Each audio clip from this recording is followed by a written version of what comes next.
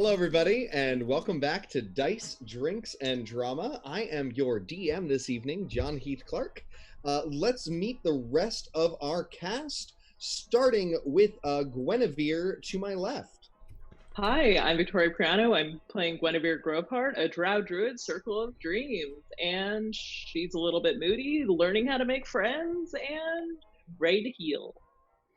Hi there, I'm Zëk Stewart. I'm playing Skimmerhorn von Mikael, a tiefling drunken master monk. He's a roguish man trying to atone for the sins of his past and try to find his way along the straight and narrow. Hi guys, my name is Devren Bryant, and I am playing Walker in Summer, a princely rogue swashbuckler who is currently the captain of the Garbage Pail. Captain Blackpaw, the Bootylicious is his captain name. Bringing us to Sarah. Oh, I have no idea what the order is. My name is Sara Detrik. My character will be introduced shortly. I wrote that down. And so I'm Carter Scott Horton. I play who is a stout halfling fighter. He's a can-do kind of guy who's trying to move out from under the shadow of his great-great-grandpappy. Awesome. All right, so a couple things before we begin. This is a live show, and like live shows in life or on the internet, things can happen. I have a needy cat that might come interrupt. Carter's internet decided to be dumb, and so he's on his phone, and that might knock him off. Who knows what exciting and wild things will happen here in the days of coronavirus and the internet. So that could happen. Secondly, one of the things that's cool about our show, since we're live, we actually take audience feedback. So pay attention. There's going to be some dual or triple choices that you, the audience, are going to make. You are going to directly affect the outcome of our show. And as always, I want to thank Wizards of the Coast for hosting us, Hex & Company for sponsoring us, you, our lovely audience, and my wonderful cast. Thank you all, everybody, for being here and doing this. This is wonderful. All right. So a little bit of a recap. Last time, they finished a deal with Harmtail Shellface, the Tortle Pirate King of Umberlee's Birth, who is a bit of a douchebag. He sent them to their deaths, and when it succeeded, sent them to their deaths again to meet Skim's wife, who turned out to be a possessed proxy of Erebos, the god of death. She murdered their companion, Sebastian, and stole his soul and dragged him to the Polynesioan underworld. They have vowed to reclaim his soul from the underworld, but not before ending the tyranny of Shellface Harmtail. So we come back to them. The last thing they did was see a shining golden ship on the horizon that they were approaching. As they get closer, it shimmers even brighter and like painfully bright. And in fact, I would like everybody to make an intelligence saving throw.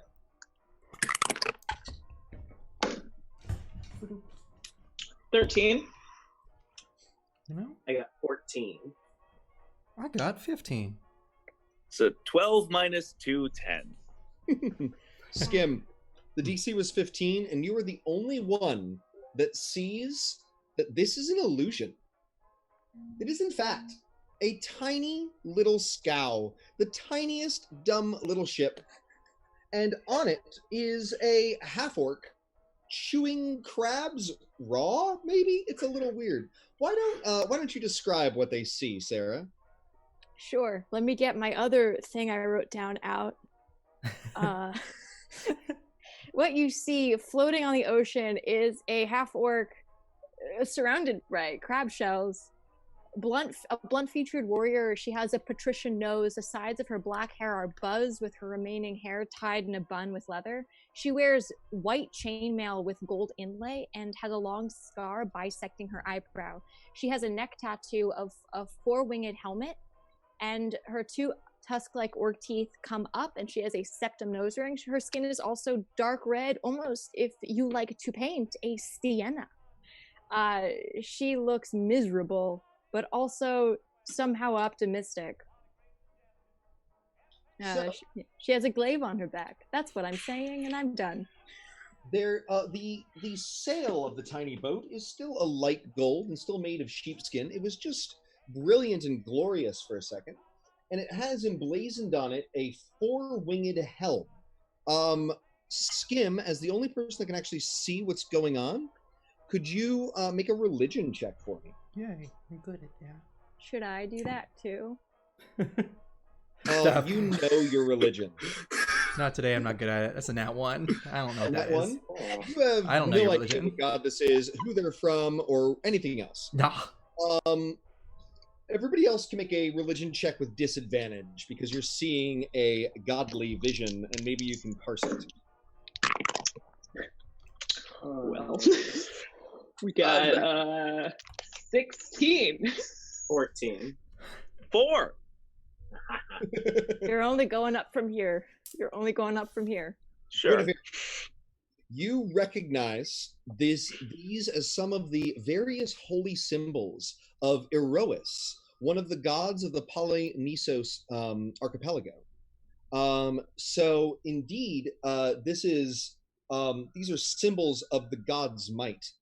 And as you approach, it all shifts down, and you wonder if this was an illusion, a godly vision, or something else. Who knows why she appeared to be this giant glowing golden boat and ended up being in a tiny little sailboat. I think you said dumb boat. I said scow. You said dumb scow. A dumb Really? little scow, yes. Thank you. Probably. The ship probably isn't very intelligent. They tend not to be. So, how do you guys approach? What do you do? I'm gonna eat my crab. This will stand in. You guys are more adept to seafaring than I am, so I suggest that I get an oar and just put Finn out there. Oh, As a no. welcoming part. There's no way you're putting me out towards the god, lady. God, But lady. nothing bad could go wrong. Are you kidding me? No. I don't want to get fried. Look, we've run into... She glows. Exactly. No. I think our fearless captain should be the person to make contact. Don't you agree? Well, Anyone? listen to this. If she can make that wild thing, did we all see what I think we saw before I saw what I think I see now? Yes, of That's course, some sort of very- illusion. Eh? Very interesting. I don't really know how this person is going to help. Or They look very big. I mean, it's not to be expected, but in fact, it feels like we were maybe manipulated in some way, shape, or form. probably. When aren't we? I'm just saying, it seems Well- mostly positive after everything we've gone through. So, like, shiny, not a bad thing for once. I guess we should make contact then, huh? Let's maybe let's just sail up to her boat and yell from the side. Nothing she Wait. can do about that. She's not a god? What? So the ogre crew hears you say this and takes it as an order, and they start hoisting sails and moving in to catch up to the tiny little ship. Thank So, God Tom- I don't have many mind bits left. Tom, what you see is a dirty, large ship crewed mainly by ogres approaching you very quickly. These ogres are clearly hardened pirates. They are all gibbering to each other, drinking grog, and pointing at you. You can't quite hear what they say, but it's all a little intimidating, I would imagine. Those are my I'm- boys. You and the boys with the Z. Okay. I'm going to kind of sigh. I'm going to stand up, and the boat's going to rock a little bit, so I'm going to get my bearing. And I'm going to snarl, and then I'm going to point back and intimidate them. Make an intimidation check. Let me get my ogre stats. Just wanted to point back.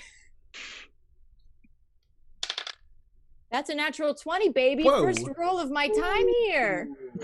Ooh, that's a good omen, and we deal in omens with all this Therosian stuff. So great. Indeed. So you are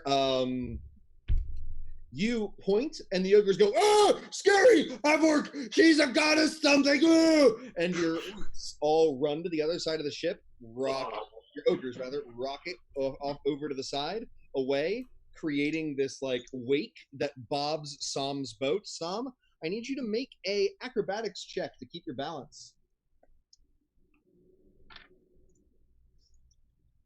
18, baby! You managed to stay on the boat and not fall over. That would have been a very ignominious way to meet everybody.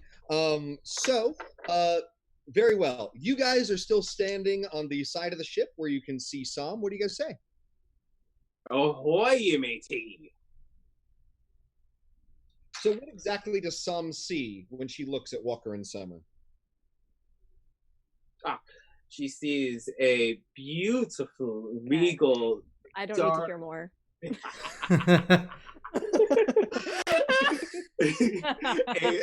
a black cat with a huge pirate hat that is a little oversized and covers most of Walker and Summer's head. And dirty, dingy clothes that I just not washed in a while. Yeah. Like, you can see multiple stains. If that's what you see. So I say to you, ahoy! You've come to take my boat, then? We are not here to take anything. I don't know what you are talking about. Were you told that we were coming to take something? No, it was a vibe I got. You give off these vibes of piracy, and there's a lot of those that look at yourselves. Fair. You did start with ahoy, which We is do have generally bad very vibes. piratey. It was probably the hat. I do realize now. No, we are not here to pirate anything today, actually. Thank you very much. I turn to the ogres and wink. They look very crestfallen. You keep promising them booty and you keep not delivering. They Finnegan have booty delivered balls. Booty will be delivered. Don't worry. We were told that someone at this location could help us with a little insurrection we might be causing, or might not be causing. We don't know you yet. Do you know anything about that?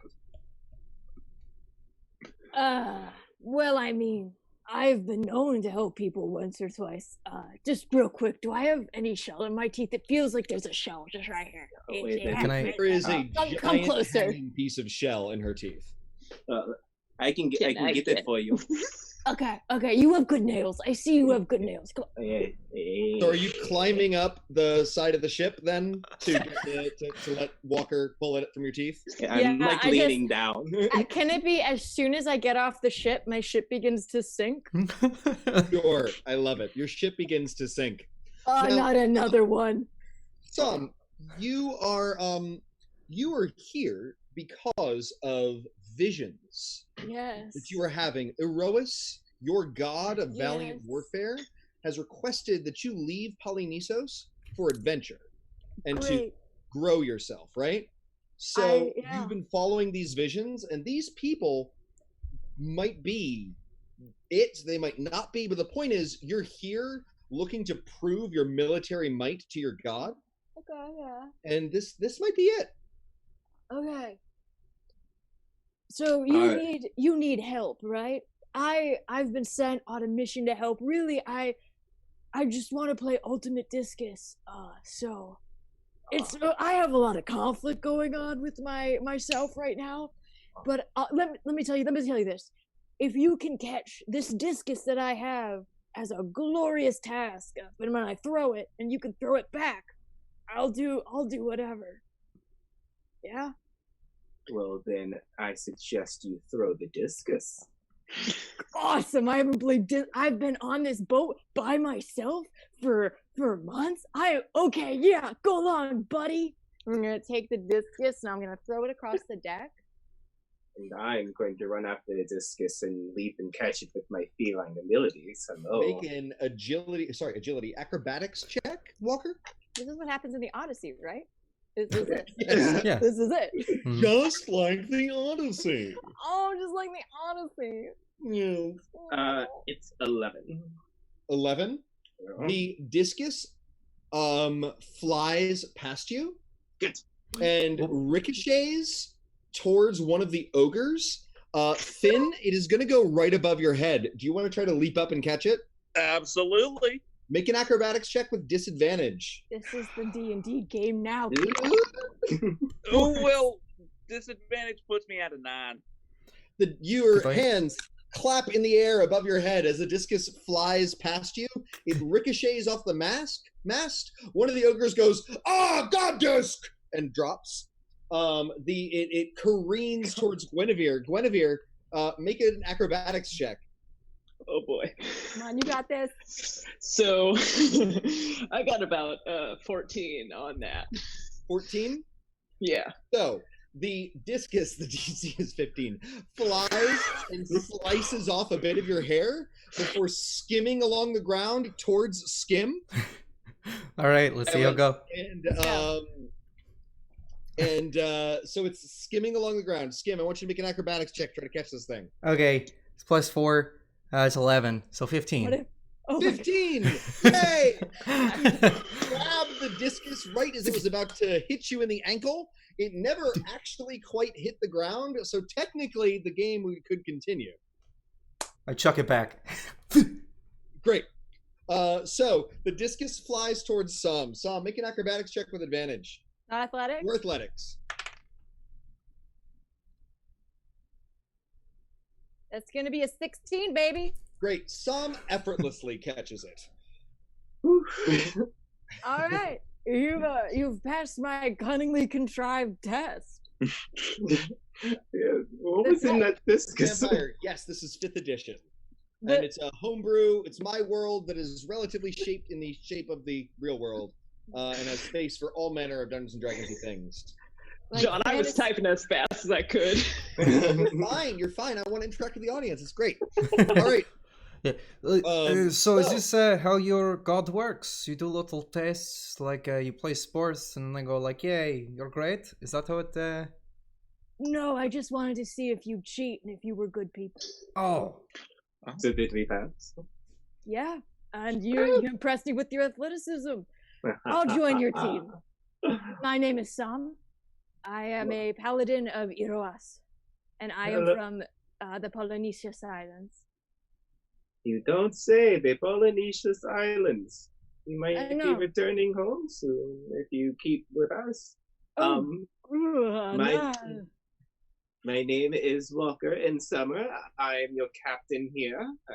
And to the rest of you, I am Captain Blackpaw, the bootylicious. Don't get Arr! Yes. Well, what is the quest that you are all on, Captain Walker and Summer?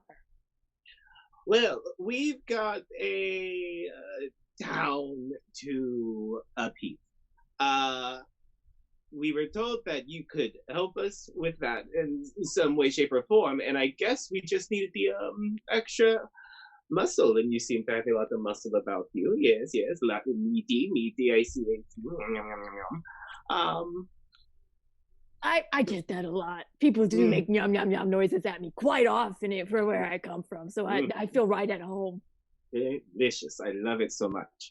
So They I guess we don't. should go back to town and start an insurrection. Well, you just need me for muscle, right? Because you have someone to get the people on your side. You have someone charismatic? Are you charismatic? Oh, hella. Oh, I love it. I think you're lying to me now. I need They you. said Hannah. I need that Hella to be a persuasion check with advantage. The Hella gives you the advantage. Oh, Persuasion? Okay. That's going to be Or first roll's performance if you're better at that. persuasion I'm better at. So it's going to be a 16 for the first roll and 16, 17, 18, 19, 20 for the second roll. Great. So that's a dirty 20 on that. So that Hella is very convincing. You belong. Yes, indeed. I Hella. was convinced from the start. Yeah. Hella. Ooh, I love it. I should start saying that. Hella. We could make it a battle chant. I love a good battle chant. The team comes together. We get the blood pumping. I love. You hear that, Doggers? Hella. Hella. Hella. Didn't. Oh, Hella. Hella. The ogres, by the way, are still all cowering on exactly the other side of the ship, Sam. They are terrified of you. Guys, everyone, I don't want to assume your gender, but listen, I know my god does weird things when I get on boats. It's not my fault, I promise. I'm very chill. Would it help if we played some Ultimate Discus right now? Do you need What is Ultimate Discus? It's Ultimate Discus is live, life, love. Live, life, love? All life, live, love. All life, live, love. I would like to play Ultimate Discus with these people as we sail to the town. Great. Let's see how well the ogres do as a group. Yeah, I want to know. Them. They are not very good at this game. They throw the discus really hard, but they're not very good at aiming it at you. The ship is covered in metal scoring marks as the discus has kept being thrown into the mast, the captain's quarters, and everywhere. But they're really enjoying. Yes, throw a metal piece, throw a metal thing at Orc Lady. Ah, yar, they say. One day you're gonna be great. In fact, they might well be. They just need some training. Yeah, I'm gonna train them. We're gonna tour the world. Anyway, let's get this party rolling. Great. So you arrive at Umberlee's berth, the filthy hive of scum and villainy that is this pirate town, dedicated to Umberlee, the queen of the depths of the sea, and ruled over by Shellface Harmtail, the awful, cruel pirate king, who's a bit of a soft touch as well. It is time to find your allies. And as you approach, you see that Eliza Fell, the bookie of the Distended Gut Tavern, is waiting for you at the dock. Eliza, hello. Did I know her name? I don't think we actually got her name, but I think we did in the very last scene. Oh, wonderful. When we saw her the second time. But it's fine. If not, you do know it now. Cool. Eliza, my friend, it's good to see you. Hello. She looks at Gwen and winks and says, good to see you too, gorgeous. Yeah, it's good to see you again. I don't believe Walker ever gave me the piece of material meant for me. So I have no idea what's going on. Let's get everybody up on board that wasn't here last time. What was given to Walker that was not given to Gwen? Walker received a note from Eliza that Walker absolutely forgot to give to Gwen after rallying my pirate crew. So, I'm fully ambushed by this. Did you? However, get my note, Gwen? Upon seeing Eliza, I quickly am like, "Oh, this is for you." In front of her?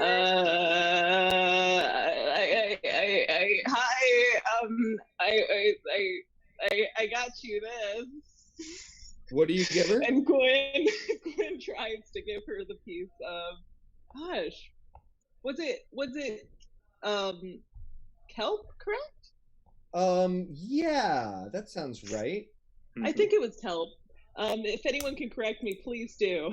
That's what I remember. It was a floating piece of kelp that moved as though it were underwater. So yes, I'm presenting Eliza with kelp.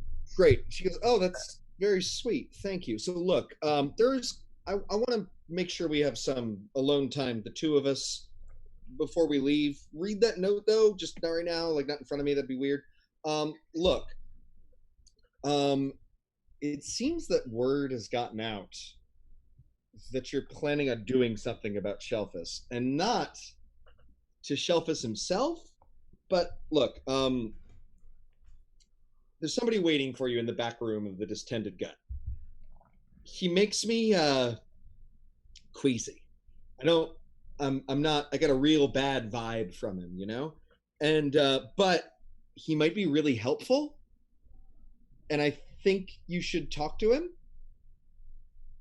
Like on the selfish level of queasy, or like regular this area kind of queasy? I feel like I feel like I've poisoned the well enough. I think you should meet him and come to your own judgments.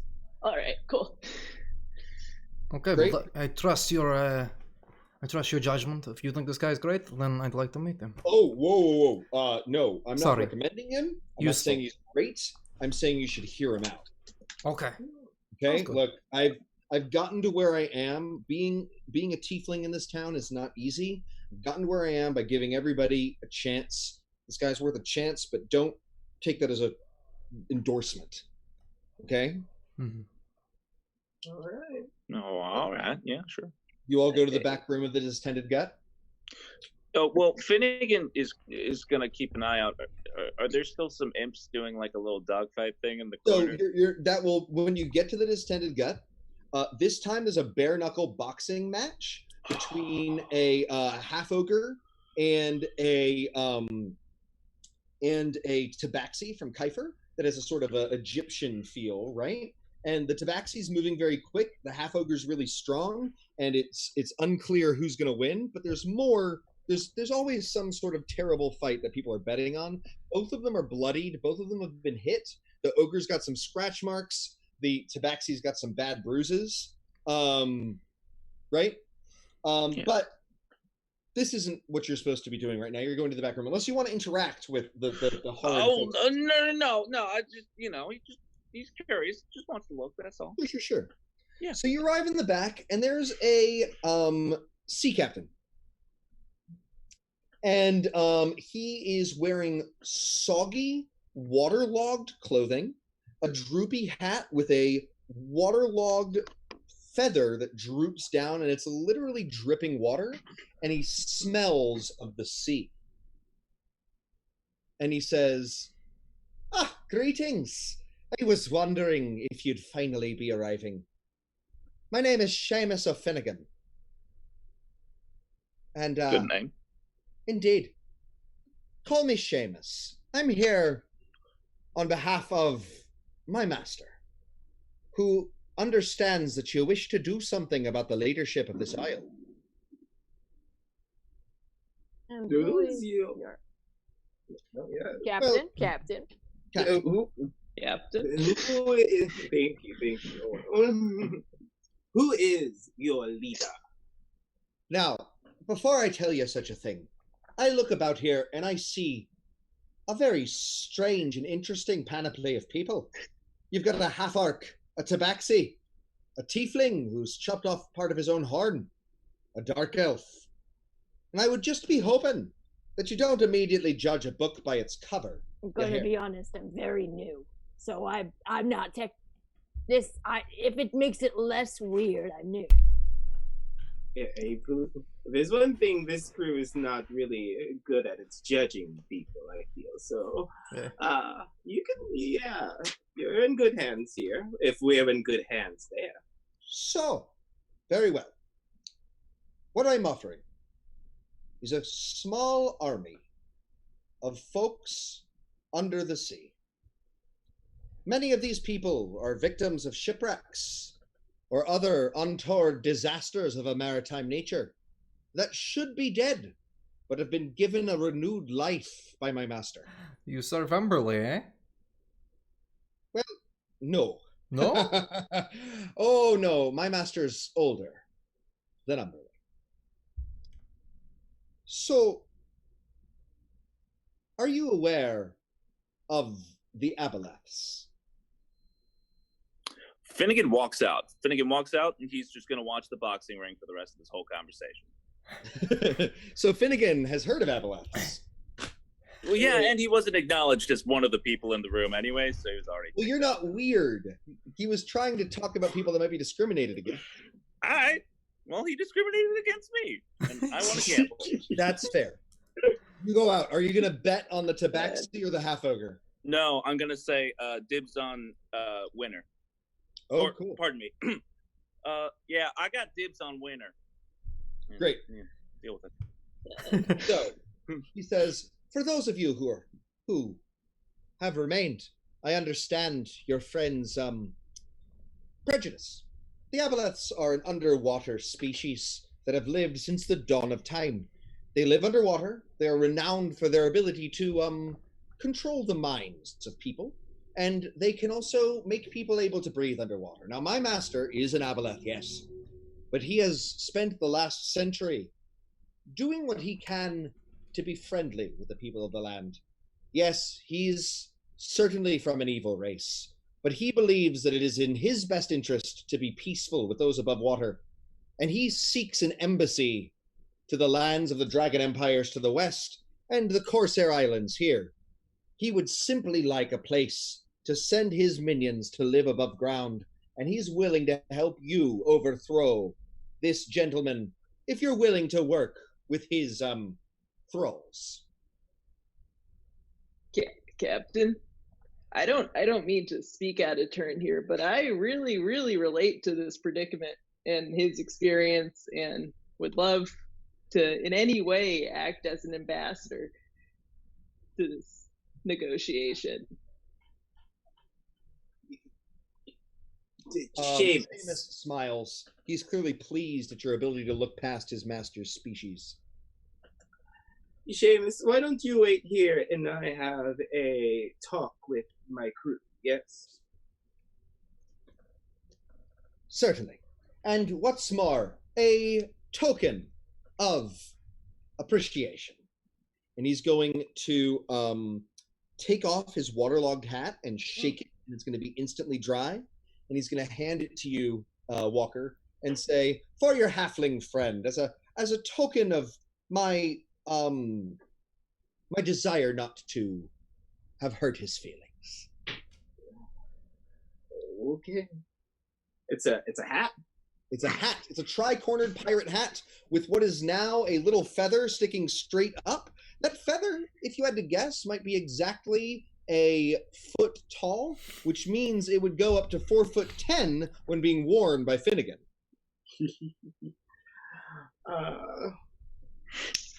All right. So we're outside of the room? Great. Yes.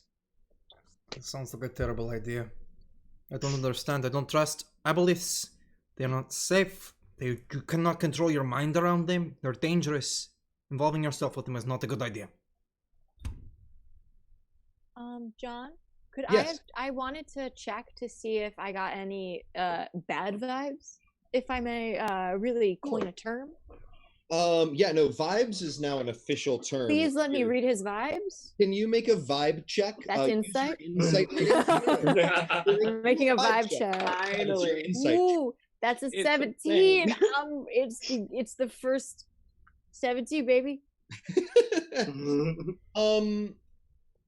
So bad vibes in terms of like malevolent nature towards you? No. Ill intent, yeah. Ill intent? No ill intent. The pirate captain, with a 17, you see that there's a little bit of him that is subdued. He's dominated by the aboleth. So what he was doing was being very careful about how he presented himself. You don't think that anything he said was an outright lie, but you do think it was a performance designed to appeal to you. Does that make sense? Yeah. I also get that vibe. Like on a deep level, on a deep systematic level. I'm gonna look at Gwen and be like, you get that vibe? You get that vibe? I really get that vibe. I come from that vibe. I hail from the land of that vibe. The drow vibe. But it doesn't bother any of you that the aboleth was talking like a puppet through that person and didn't feel the need to tell us that. That's not reading as strange to anybody. That is exactly why I offered my ambassadorship. Ah, you're a smart one. I like you. It bothers me deeply that he would offer me an army of slaves to turn this town into a town of slaves. We need the muscle, but is this too much? There has to be another way. We can't use people who are brainwashed to do someone else's bidding. That's not okay. And I'm sorry, you hired me on as a freelancer to kind of give you my whole opinion on this, and I immediately like all of you. You're pretty great. I don't like this, and I don't like who that would make you if you did this. I say no. So maybe it's essential. We've got the opinions of the party, but they haven't made a decision yet. My lovely audience, should they parlay with the aboleth and get its army of thralls? Or should they deny its offer and move on and find another way to engage in this assault? So everybody in the chat, you guys are going to have 45 seconds to a minute to put your vote into what the party should do. Aboleth, yay or nay? Abonay. Is that pun good? Yes or no? It's a no for me, Doug. I'm not listening It's a to no you. for me, Doug. I'm gonna say apple, yes. Oh. Hella no, hella yes. At this point in the conversation, Finnegan also waddles over. It's too long of a wait for the fight, so just missed the whole thing, but gets the general vibe. People aren't into the aboleth, and he likes that. Oh, and if you win the next boxing round, I got winner of that. I want to fight you. You look scrappy. Yeah. All right. Well, yeah, but I gotta win. Yeah, no, I got it. I just want to. 20 seconds to go. I just want to reserve a spot. Okay. Yeah. No. Where's the bookie? Where's the bookie? Do I have any gold on me? I want to place it back. Yeah, we assume that you have the reasonable amount of gold on you at any given time, right? Yeah. Okay. All right. It looks like we're at time, and we are parl no. We're abonye. Yeah. All right. Do any of you want to go back? Do you want to just abandon him, or do you want to go in and say sorry? We're going to deny your request. I'm definitely going in. Going back in. Yes. Have you made a decision? Yes, we have come to a decision. And while I understand that it is not your master's intent to disrespect us with your offer, it is also not our intent to disrespect you by declining it. There's a slight darkening of his mood and countenance, and he says, "What a pity. Well, these waters are his regardless, and we shall see how this goes with or without your input. Very well. May you have a good day, and keep that hat as a token of our gratitude for even just hearing us out, even though it seems that your prejudice..." Pause! We've lost people. Give me 1 second. Uh-oh. Oh, they're back. Cool. Oh yeah, the frames are all weird. Yep. Sarah's back. Oh. We're gonna just move people around. Sorry, guys. Keep it going. The look weird. aboleth took over my wireless. All right. Pew. Pew. Oh yeah, aboleths are creep factories. Damn right, Crash Gardner. So, you may be getting some help unseen that you do not wish for regardless, but just know that, we've seen what you've said, and we note your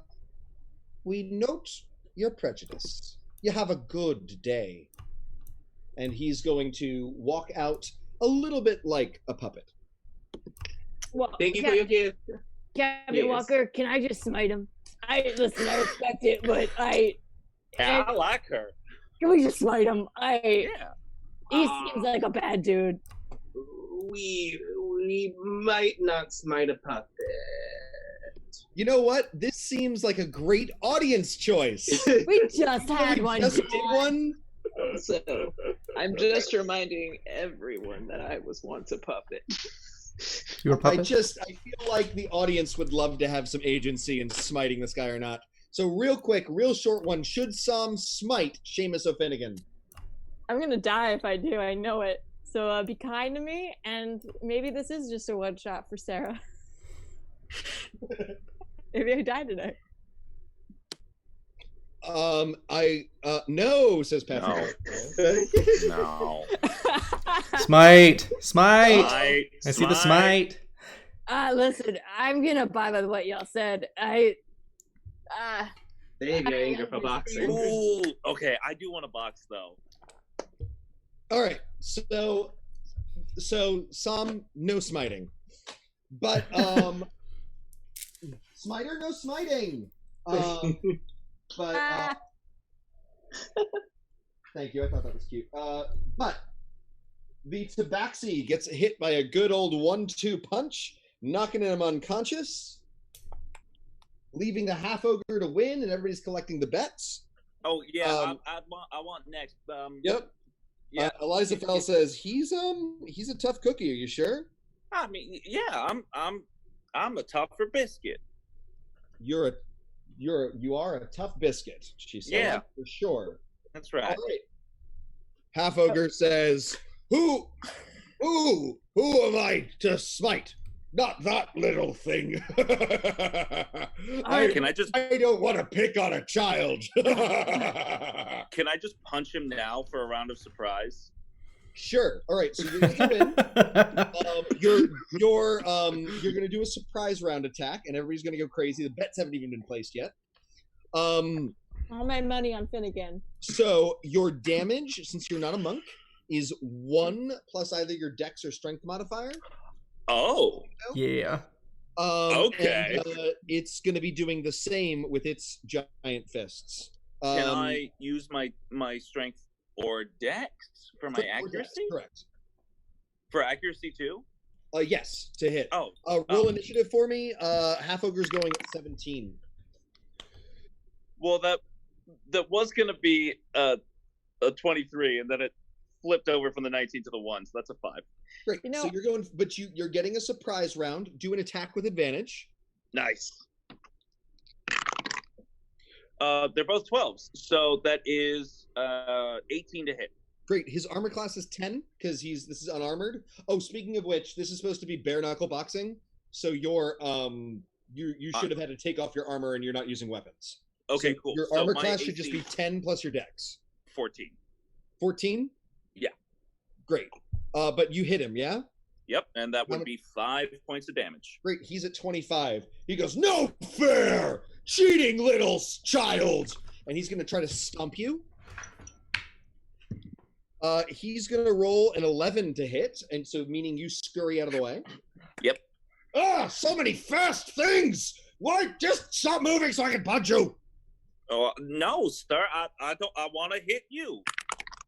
It's an 18. So that's a 24. Great. So you hit him. How? Are you sweeping his ankle? Back of the knee. Great. You smack him in the back of the knee. He goes, "Ah!" He's at 20 hit points. Get over here! He's going to try to grab you. He's going to miss with a total of 7. And it goes right over your head as you spin out of the way. Do your next attack. All right. That is a 14, so roundhouse kick to the face. Yeah! He is at 15. Hella! Yeah. Stop it! Get over here! He tries to grab you. I'm just rolling 3s now. I rolled a 2, a 3, and a 6. All right. He grabs the scruff of your shirt and you wriggle out of it. And you are bare-chested Finnegan, and sweaty, handsome. Sweaty and handsome, sort of a short Indiana Jones, I'm imagining. Yeah, hella. Aren't you a little short to be an Indiana Jones? Aren't you a little tall to be a stormtrooper? Put in the dog, Indiana. Close your eyes. So it's your next attack. All right. So if he's ripped off my shirt, I want to climb up his back and pile drive him in the back of the neck with another 18 to hit. Great. So you do so, bringing him to 10 hit points. Oh! And he's like scratching it, trying to get at you. The crowd is going wild. Yes, for the half man! Eliza's collecting tons of bets. She gives you a wink. She is thrilled with all of the money you're going to be making here. I would like to remind you, I said before this, I bet all my money on Finnegan. I really want to remind you, I did bet all my money on Finnegan. I heard it. We heard it, right? Oh, yeah. All right. Then he's going to try to grab you one more time. I'm going to give him advantage due to desperation. What? So he's attacking recklessly, which means I get advantage on my next attack. You know what? Sure. Right. We're gonna just give him it. reckless attack because I feel like it. But he's gonna roll an 18 this time. He grabs you. He's dealing you 6 damage, and he's holding you in front of him, and he's pulling back his left fist. Why I oughta. Right? Pulling back his left fist as you're grappled to like slam you in the face. Right? What do you want to do? You can either use your action to wriggle free or attack him with advantage. I'm going to attack with advantage and just punch him square in the jaw. Great. Which is, I rolled 2 5s, but that still counts as an 11. Great. That's and then I'm gonna action surge. Great. I have Oreos. Or cookies and cream cookies here on Another Corporations podcast. I love how audible this is. I'm so sorry. Oh my god, how big is this Oreo? Action surge, we make it You didn't do Oreos? Why do you think this was a good idea? I didn't. I didn't. No. 1, 19 to hit. Great. You kick him in the face, and he falls over. You wriggle out of the way before he would slam into you and pin you to the ground, and the crowd goes crazy. John, would you say he falls ogre? I wouldn't, but you can. Okay. I love that. Actually, Falls Ogre is going to give you an inspiration, and in addition to this fabulous fight, gives you Yes. Nice. The crowd goes crazy. They're all running over to you and shaking you, like bottle of grog for the half man. That's my crewman. So indeed, they are. There's a huge pint of swill, deeply alcoholic swill, placed in front of you. Do you drink it? Yes, of course. Okay. Make a Constitution saving throw, DC 15. That is an 18. Great. You are tipsy, but not wasted. That's Everything coming up fitting. As you drink it, Eliza says you're cut and gives you a rather large sum, which is, your shirt seems to have been ruined. Would you like me to get you another shirt? Yeah, sure. If you're offering, I suppose. So she procures a puffy pirate shirt in the style of Seinfeld. Thank God. In the style of... Am I the only one? Yes. No. I get it. Yeah, I got you. It's a little ridiculous. It's all froofy. Mm-hmm. But, it's a pirate shirt. But this is canon. Finn makes it work. Oh, yeah. Yeah. No, it's canon. It makes it, you have makes anything you say, you don't have to roll. You just have to say it's canon, and then it happens. That's how D&D works. Canon, I'm now a god. Oh, great! I can't control it. Sorry. Oh, it's the magicians all over again. Great. How much money do I make? The good news is, how much money do I make? You make a sizable amount of money. I struggle daily counting pennies to survive in New York City, and so the last thing I want to do in games is count gold pieces. I bet 10 gold, so if you just want to do it by 2, I'm happy. Okay. You've made a sizable amount of gold with which you can purchase something at your leisure. Cool. I'm just gonna write sizable. Yeah. Sizable gold. Great. And the good news is you got a whole bunch of pirates that are fans of y'all right now. If only there was a reason that you needed to make pirate fans, like say an insurrection you were planning on. It's almost maybe kind of had hope that this would happen. Is the ogre still fallen ogre? The half ogre is passed out. He's totally ogre-it. So, nice. Okay. Inspiration point for the DM. No, don't support that. That was garbage. It's great. Wow. So, okay.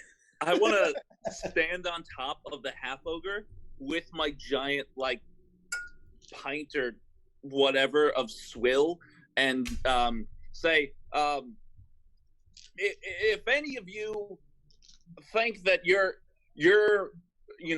better than your average landlubber, if you're pirates with true grit, why don't you prove it? Now, question. Yeah. Walker. Mm-hmm. People keep giving you things to give to people.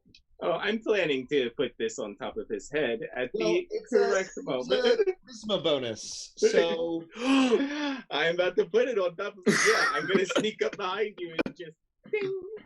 Great. Finnegan. Yeah. Do you have proficiency in persuasion? No. None of you do. Oh. Cool. While wearing this hat. Dope. What's more, what is your charisma? My charisma's 15. It is set to 19 while you wear this hat. Interesting. Oh, I don't like this. And I don't. Oh, wow. Okay, so Finnegan has an intelligence of 6, though, so he definitely thinks it's just the grog. Sure. That he's drinking. Yeah. If any of you think that you're better than, your average landlubber, if your pirate's worth your weight in salty gold, why do you deal with such a... Now, what's the word? Can someone help me for the Tortle? What's a good one? Asshole. Ooh, pick me. Asshole. Yeah, pick me. Yeah, hella. He's such a hella asshole. Oh, he is what he is. Hella. So, like, why do you do it? Well, he's the biggest and the strongest, he is. Now, he's the biggest, but he certainly ain't strong. He's like a dumb scow. The room, just like whispering sweet words of maybe he's not that strong into people's ear, and then darting around being like, Make a deception check, Walker. This is crazy. Where's my sheet? That's going to be an 8. An 8? Yes. Great. So people are like, hey, we're trying to listen to him. Or rather, we're trying to listen to him. Why are you whispering in my ear? Go away! Anybody else doing anything to affect Finn's speech? I am. Oh, go ahead, Gwen. I'm gonna quietly try to stay as deep into the corner after my last experience in this bar. So it does not go in favor. So it totally goes in his favor. You're staying as far away from it as possible so it works out? Yes! Great. That's amazing. Anybody else? I'm going to look around the room and search for the spies that may be invigorated in the group. Great. Insight check. Thank you. 5 check. Vibe check. Oh, why am I looking at the number? It's a nat 20. Great. What does it matter? What does it matter? Indeed. There, as you're looking around, you see a shifty-looking fellow duck out and start moving with speed, you see through the window, towards Harmtail's estate.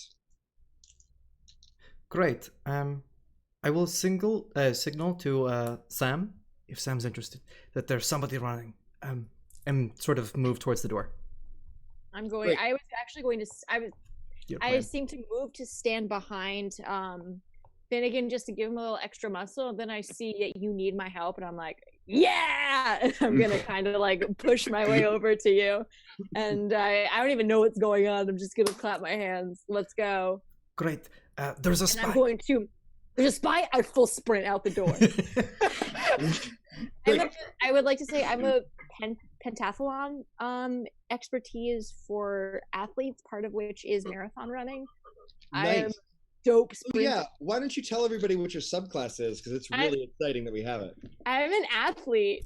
I am my subclass or my background. I'm a glory paladin from the brand new, still to be released Theros edition to D&D. So you're all about to get us some nice taste of the Odyssey with Ultimate Discus and Theros. So he's about 60 feet away from you at the time this starts. Could you both roll initiative for me? He's going at 19. That's a natural 20. What? Woo! Your dice. Love you. Truly, I would like to thank all the people who got me here. What did you get, Skim? Oh, I didn't even roll. Sorry, I didn't realize I was also. Get on Oh my back. god, 19, straight up. Nice. Plus my initiative, so that's a 22. But So don't- not a 20. Mine's a 19. No, natural 20 always goes first. One of my things. All right, Sam. He's about 60 feet from you. If you dash, you can catch up to him. Or if you've got some other way of moving 60 feet, Misty Step. I don't know your exact capabilities right now. But if you have a thought of how to get 60 feet to him, let me know. Oh, baby, do I have a thought? Pretty little thought. So, Wait, you're a half orc, right? Don't you have Yes, an I am. aggression ability? What? This action isn't half orc. Nobody plays half orcs. I know, I don't have that. I have relentless endurance and savage attacks. Which Never is mind. That's an being orc ability. Savage is what I'm good at. That's an orc ability. All right, so you could just dash and get to him. I'm trying to. Okay, so I have the Peerless Athlete Sure. divinity channel, but unfortunately it won't get me. It's an extra 10 feet if I channel. But unfortunately I'm at 30. I'm gonna dash. Great. So you catch Full up to him. sprint. Yeah. You catch up to him, and you're right behind him, and he goes, "Arr!" And he's Arr! really gonna start moving faster on his turn. No. So No. Finn, or not Finn, Skim, what are you doing? I guess I will just run and chase after him. I have only 40 Let's feet of step movement. of the wind and catch him and still attack. Kick his ass, baby. Yeah, that's what I'm gonna do. That means I use one of these boys. Yay. Drink. What's in it today? Vermouth. Just Oh. vermouth. Just Oh. for That's all I got usually left. I like it. we need to get you some dark substances, Yeah. like a cayenne pepper to drop in there. So you rush forward, stumbling like a drunkard, but not. And you end up right next to him. What do you do then? I attack. Great. Can we be Armor class is flanking? Like we 17. Good. caught up on either side of him? Can we be flanking? Like we both came up on either side of him? So that was a 17 plus 4, so it hits. Yes. I break my bottle over his head, my regenerating bottle. Nice. Smash. Oh. So, he is a unbreakable, endless bottle of grog that he smashes over his head. What is it? Did you get 18 or 17 or higher? Yes. I get 17 plus that. So that would be 9. 9 damage. So he's at 24. He is going to spin. He is going to slash at you twice with a rapier and then once with a dagger. Whoa. This is all going to be at Skim. Okay. Skim, what's your armor class? 16, actually. I was doing it wrong. Great. So you are actually hit twice, once with the dagger and once with the rapier. So you're stabbed for a total of 14 damage. Jeez. Then Ridiculous. he is going to use his light-footed ability, which lets him disengage as a bonus action. Okay. He is going to disengage and then run 30 feet. No. We coming. Hella! That's my cry to my god. I'm going to scream Hella, and I'm going to charge after him, and I'm going to So I take out my glaive and I spin it over my head, and I need a reach of 10 feet. Yeah, we don't know we don't know what your weapon looks like. What's your weapon look like? Ooh, so it's a very, it looks like at first glance a very plain glaive. It has a long handle and then the blade at the top. But upon further realization, it looks like there's a large bauble at the top, almost a ball with 4 golden feathers dangling off, 2 on each side. And the tip itself is almost, it seems to shine almost a little bit, but then you blink and it's gone back to normal. Cool. All right. Let's spin it. Roll that die. Armor class is 17. Okay. This is where it ends for me. Oh. The joy and the magic is over. It's a 9 + 6, so a 15 to hit. That is just barely a miss. He spins out of the way, and you do not hit him. No. Oh, no, that's wrong. Oh, All right, Skim. Great. I'll just Sorry. catch up with him again and then hit him, I guess, with my bottle Yes. again. Let's Just reform. smash him with the bottle. Just smash him. I'll do a smash. 19 + 4. We're good.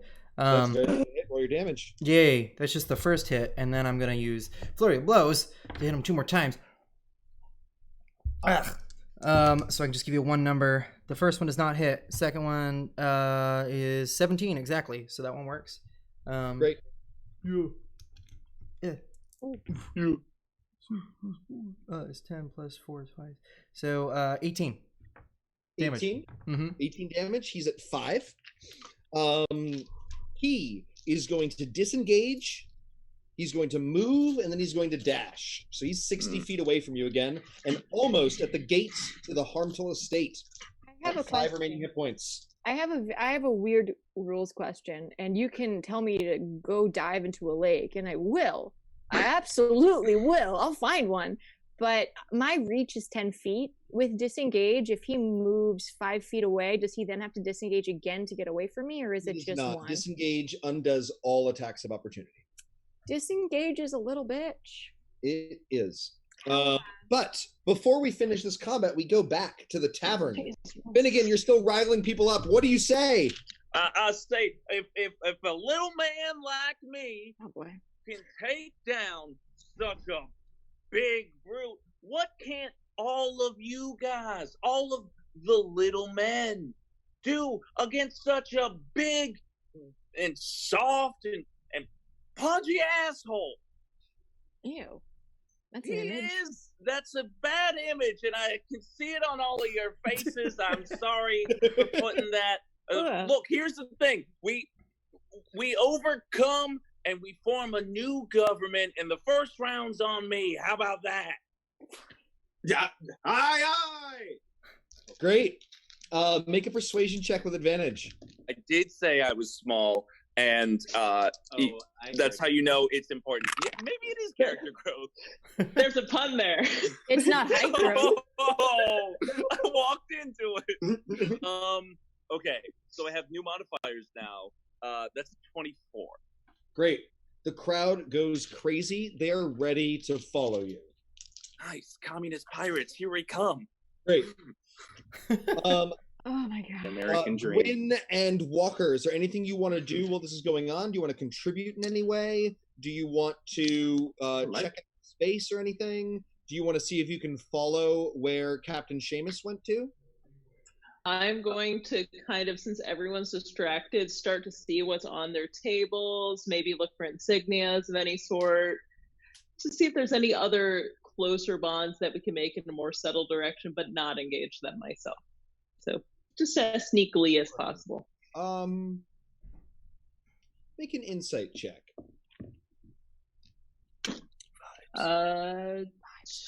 20. You're checking out. This isn't a vibes check because she's they're looking at what's on the table, not Vibes of the table. Table Objects vibes. get a vibes feng shui. I get So, first thing you notice is that the quality of Skim's grog decanter is higher than any of the swill they're drinking here. A promise of fabulous grog and maybe even a taste of it could help them out. Getting them all fabulously drunk before going there could be helpful.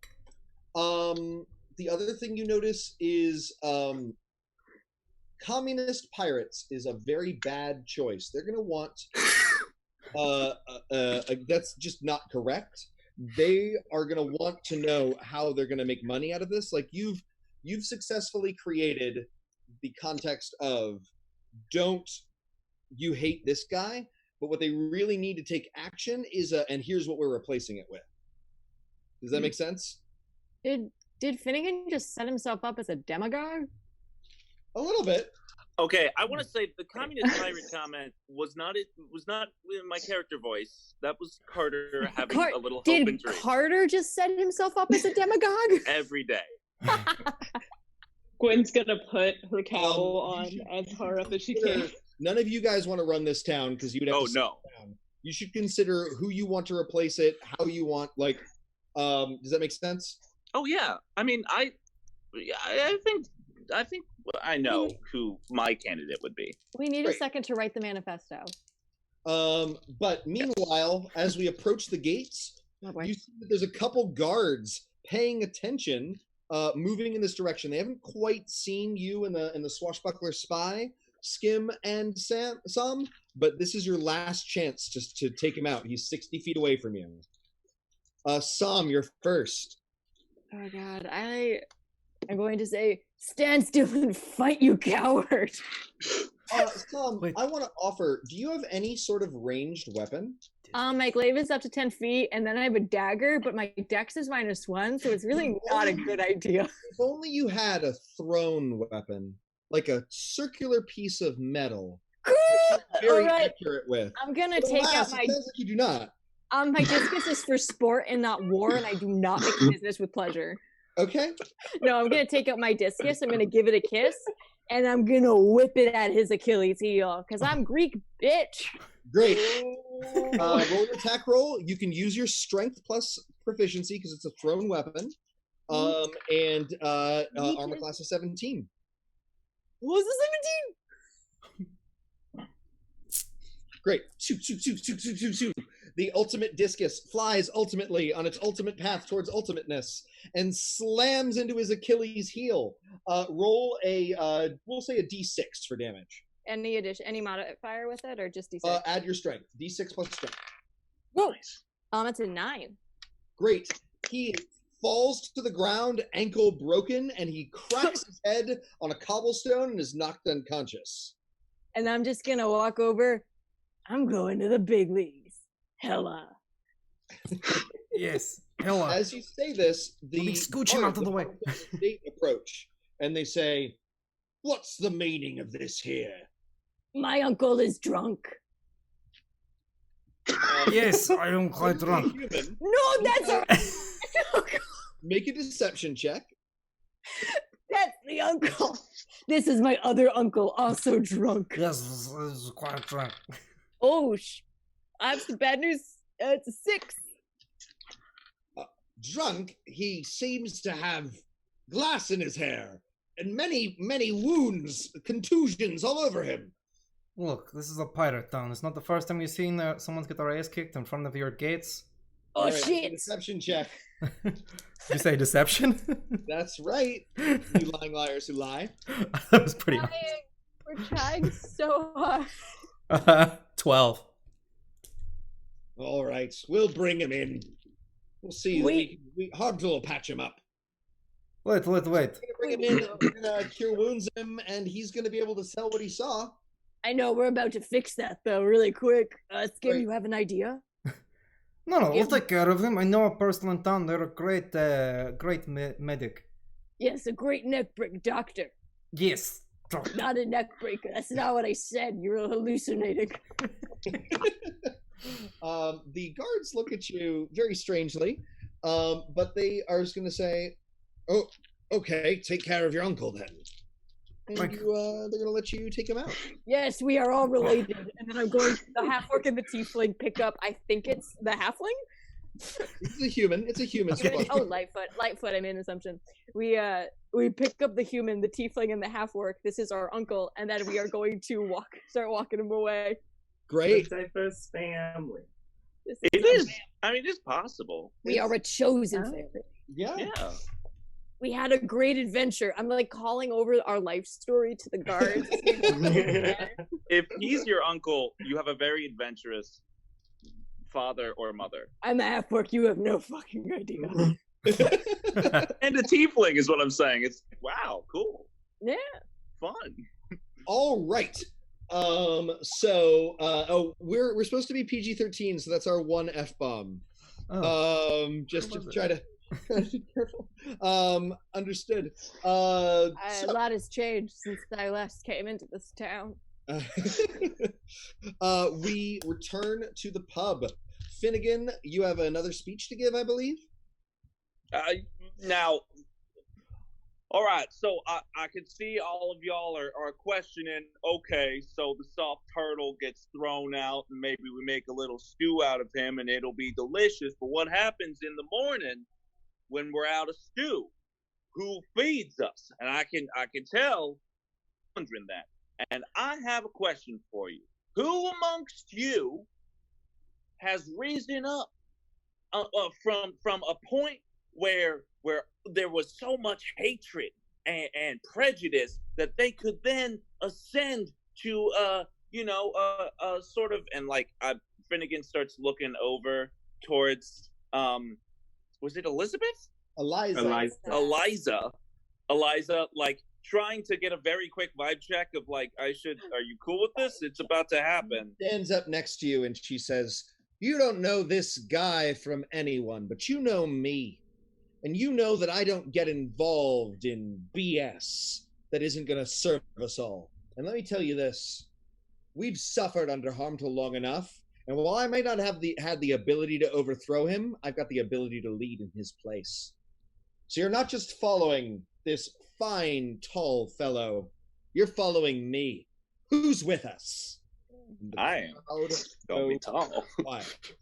Gwen also exposes themselves and starts clapping. I also want to just make a note. I don't trust anyone who calls Finnegan tall. It's the hat. It's the hat. I yeah. trust The hat Finnegan puts an when extra he foot on me now. says he's tall. Good hat. All right. So you have successfully turned the town. Now, do you want to you guys should discuss the merits as Skim and Sam return with the unconscious spy. You should discuss the merits of a frontal assault or something a little bit more sneaky. We're going to let our audience decide, but you guys should make your cases for a frontal assault or something sneaky. If frontal assault is the brave way, the hero's way to do it, it must be an even playing field, or else what is the point of fighting? Winning is the point of fighting. And surviving. I would like to say, we had an idea for a plan where I walk in, because he thinks I'm dead right now. I think it'd be wonderful to, like, scare him.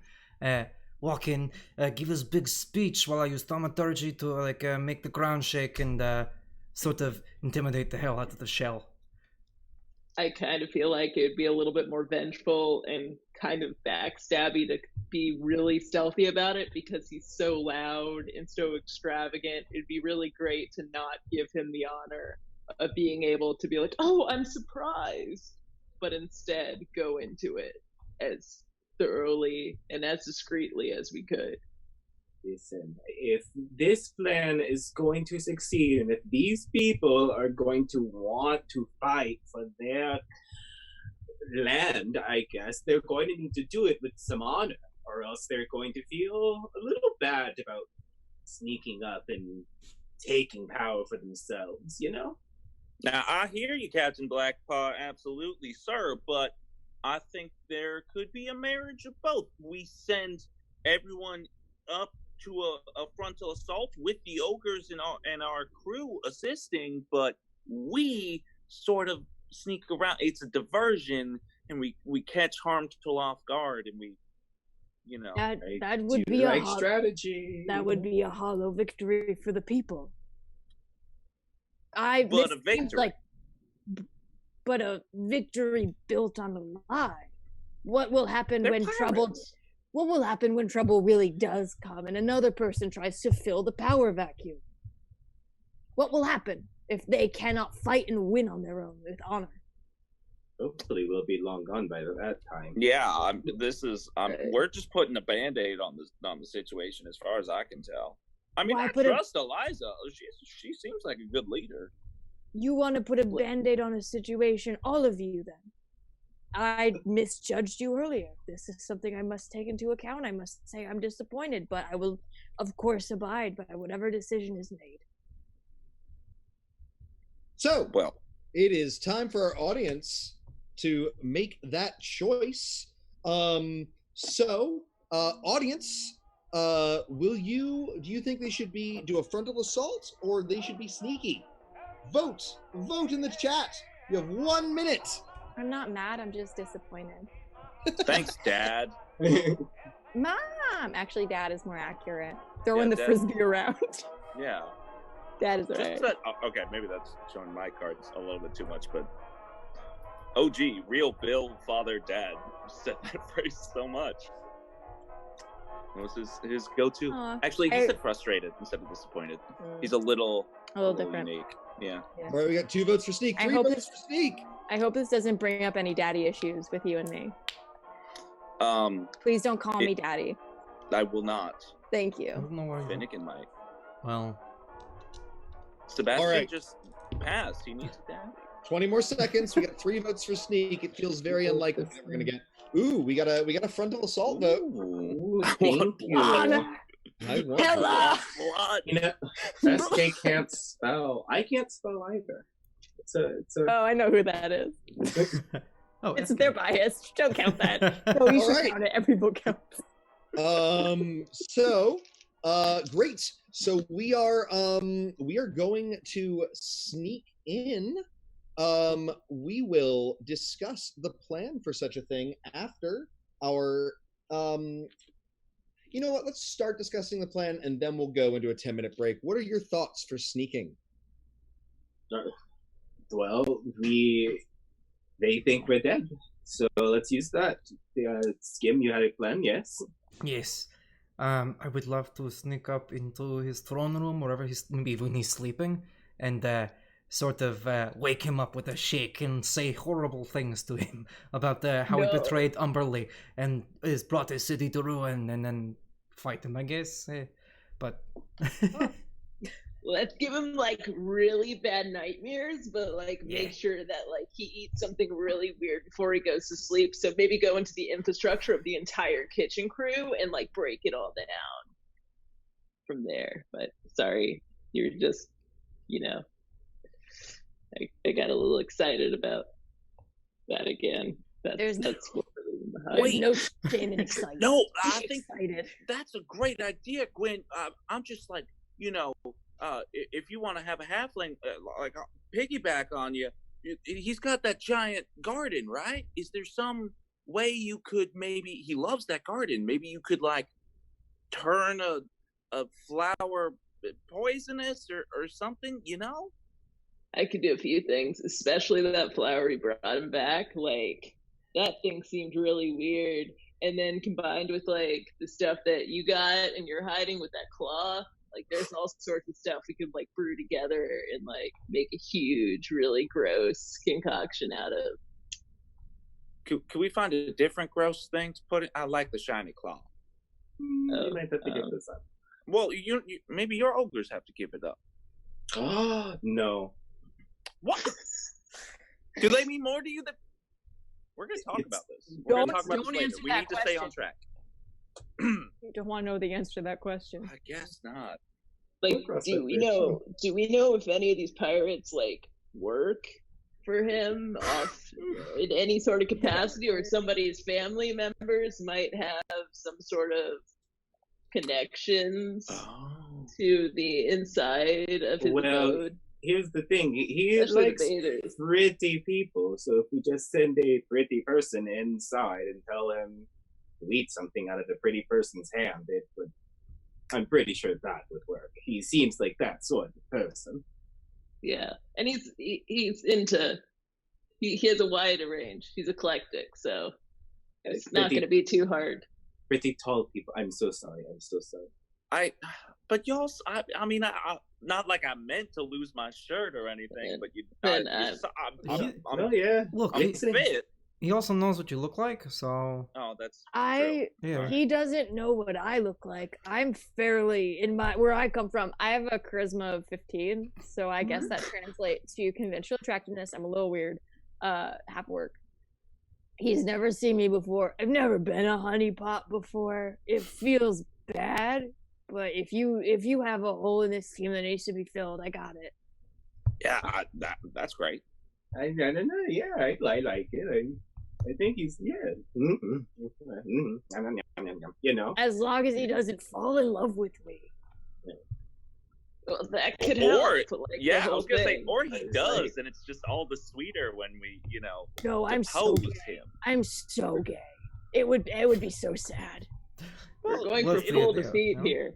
He's probably gonna, die. So sad is already on the table. I'm just okay. Okay. Whatever you want me to do. I keep just it above board. That's okay. We're already sneaky. I can get us. I don't. You do what you're comfortable with. You're already doing a lot for us, and I appreciate it. No problem. Team comes first.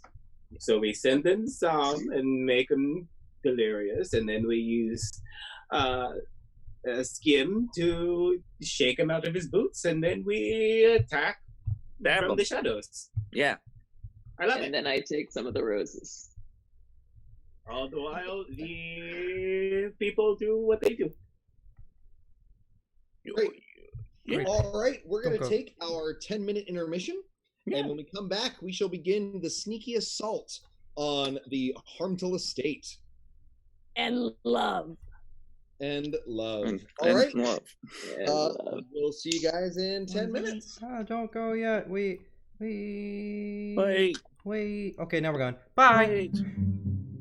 All right. Charge your phone. Hi, everybody, and welcome back to Dice, Drinks, and Drama. We are beginning, I believe, a pirate revolution that is beginning with the honeypot of Sam, who is mysteriously covered in fog. Not anymore. There we go. No, I know. I was just pointing it out. It's all good. It's a cute effect. No, it's me, Sam. Somebody once told me. Nice. Oh God, it's forever now. No. So, great. We are beginning the honeypot. So what's happening first is Sam is approaching is approaching Harmtail by herself. Is that accurate? Yeah. I feel like I can deal with it for long enough.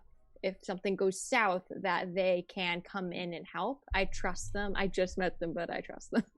Great. And you're bringing something? You're bringing a gift? A poisonous gift? Yes, I am. Made by one Gwen, who I trust their skills implicitly. So, Gwen, why don't you make a nature check?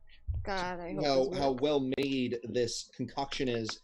DCs are 10, 15, and 20. The better you get, the better the concoction is. Concoct it, baby. 20. Oh, this is dank. What? How the hell did that happen?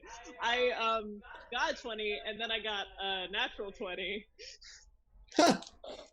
This is a 17. What sort of effects are you looking for from this potion, from this poison? So it's going to immediately knock him out, and then he's going to have a dream that he wakes up in an almost Groundhog Day situation, but nobody's there to serve him, and he's kind of just like shouting into the void for a good, like, what feels like 2.5 hours. So I think you can make a poison that knocks him out and gives him wild dreams. I don't think you can dictate the nature of the dreams. But I can like influence it, so we're okay. I'll help you. I can project. No, I think that so it's going to knock him out and give him bad dreams if he fails his Constitution save.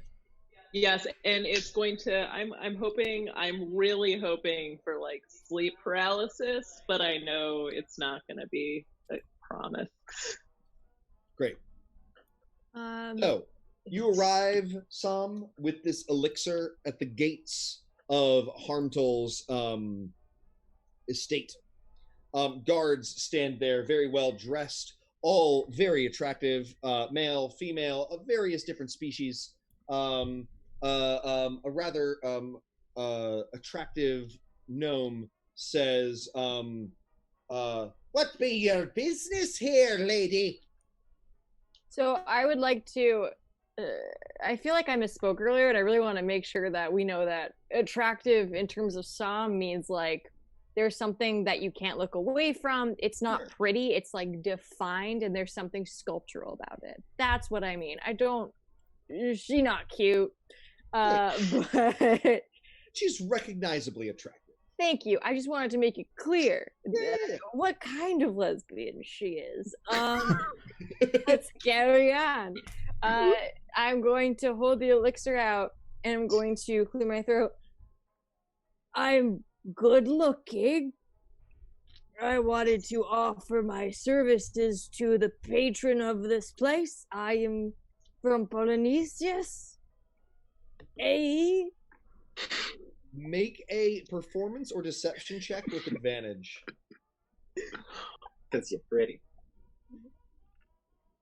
Ooh, that's gonna be, they're the same. So let's do a performance check because I think that's funnier. So it's gonna be 19 and much less. Great. Ding! You'll be exactly me master's type. He'd be quite honored to take a gift from ye. I'll walk you in. Walk Do I into have to be Irish? No. Okay, there's a lot going Irish. I've just got a piratey gnomish accent. on. Right. Okay. Lead the way, Scotty. Great. So you are walked into this throne room. The throne room today has a huge cage inside of which is a ferocious and intimidating owlbear. Not what I thought where that was going. Okay. The cage has an owlbear in it. There are many guards about the room, as there always are. Harmtail is dressed in a toga, wearing laurel wreaths about his brows. He has a servant feeding him grapes, while he himself is feeding body parts to the owlbear. I'm already deeply uncomfortable. This is too close to what I left. Oh my goodness gracious me, what delicious, scrumptious thing has been brought into my presence. Who are you? What are you? What have you brought? Yes. Do it for the team. Do it for the team. 1 second. Okay, listen. And I find a mirror and I give myself a pep talk. No. There are mirrors everywhere. All right, you got this. Look at me in the eye, Sam. It's just like that time with the full orc and the 7 halflings. You can do it, okay? Hi, my name is Sam. I am new to this area. I'm from the islands. I heard of you and your majesty and power, and I came to pay my respects with a gift. Oh my, you do know how to charm a fellow, don't you? No, I guess so.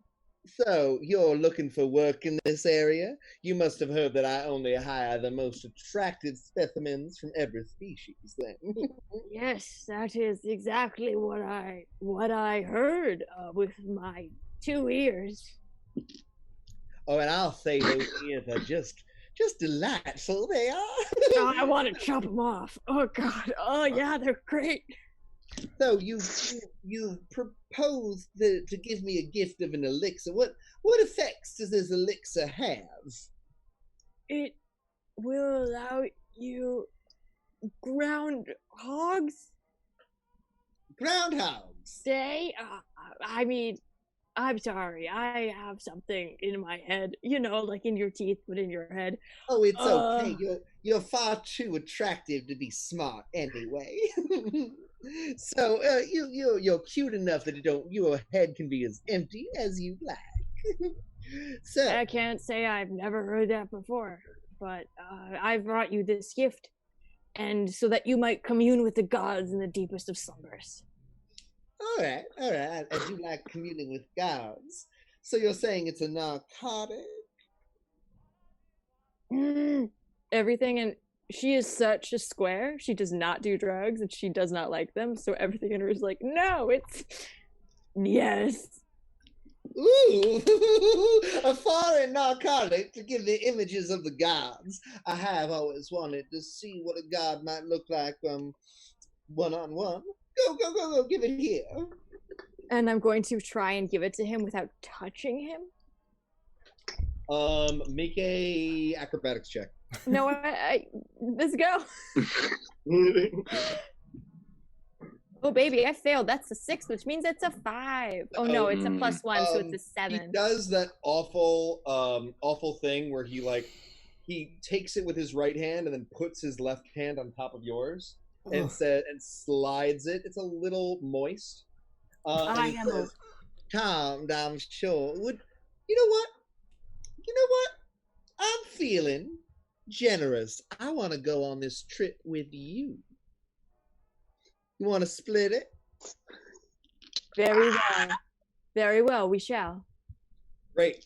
I trust my right. friends. And then he goes, I trust they'll get me out of this. oh, you are such a delicate, delightful little flower. Let me get us both some champagne flutes. Guards, get me a flute! 2 of them! And indeed, his servants, scantily clad, run in, each with 2 empty flutes on a tray. And he says, pour it delicate-like. And they pour it delicate-like. And he says, to our future together. Quick.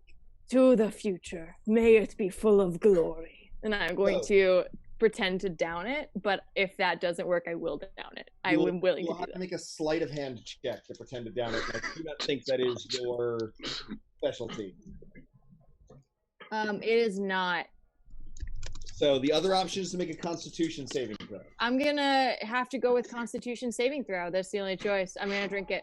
I trust Gwyn. I trust everybody, and who knows what will happen. 15. He's got a +6. Let's see what happens. He is going to roll a 21 and be relatively unaffected.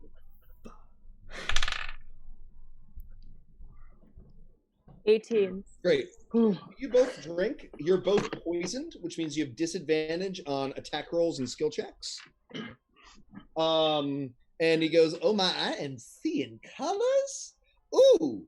But the only god I see in this room is you. Don't you feel a little restricted in all that armor? It's so warm in here. It is I love armor. It is my kink. Oh. You feel sexually vibrant when you're wearing that armor? So you just want to keep it on? I mean, except for the important bits.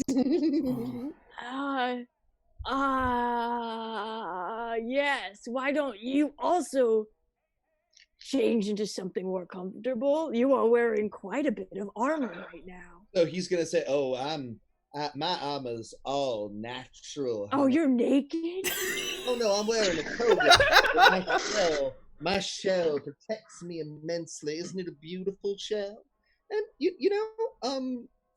it's not the most unbeautiful shell. It's nice. If you weren't so awful, he might have, it might have been fine. But he's awful. So clearly the first part of the plan has not gone entirely according to plan, but it's not off. What are the rest of you doing while you're waiting? I guess Skim would be having to enter at this point, because the thought was that he was being knocked unconscious, right? He thinks he's high right now. He does. He is high right now. He's poisoned. Skim. Cool. Plan's still on. Great. Well, before that, I wanted to cover myself in barnacles we pulled off the ship and seaweed and the and cover myself in mud and make myself as undead as possible. You don't also have to be as gross as him. It's okay.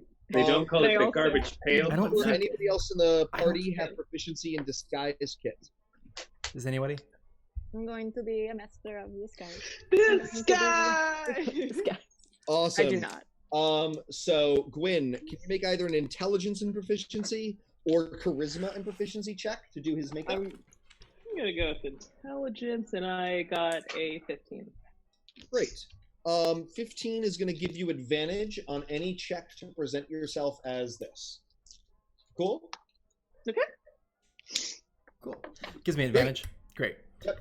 All right. Behind the scenes, 5 or above would allow him to do it. 10 or above, but at disadvantage. 10 or above would allow him to do it straight, and with 15 or above, it was with advantage. All right, go on. So you're gonna sneak in. Mm-hmm.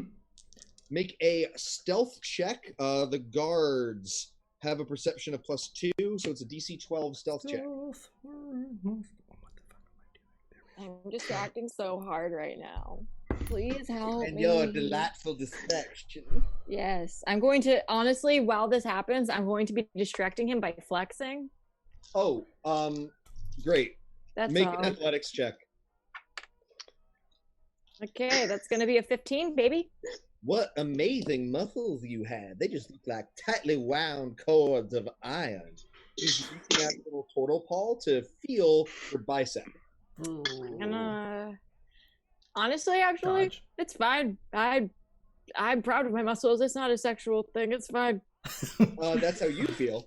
I'm gonna dodge out of. I'm just trying to give advantage to whoever might be sneaking up right now. Sure. Yes. Why don't you get advantage in that check, Skim? Cool. Great. That's 15 then. Great. Thank So you. you are going to sneak in. Where are the rest of you? Are you guys waiting as close as possible?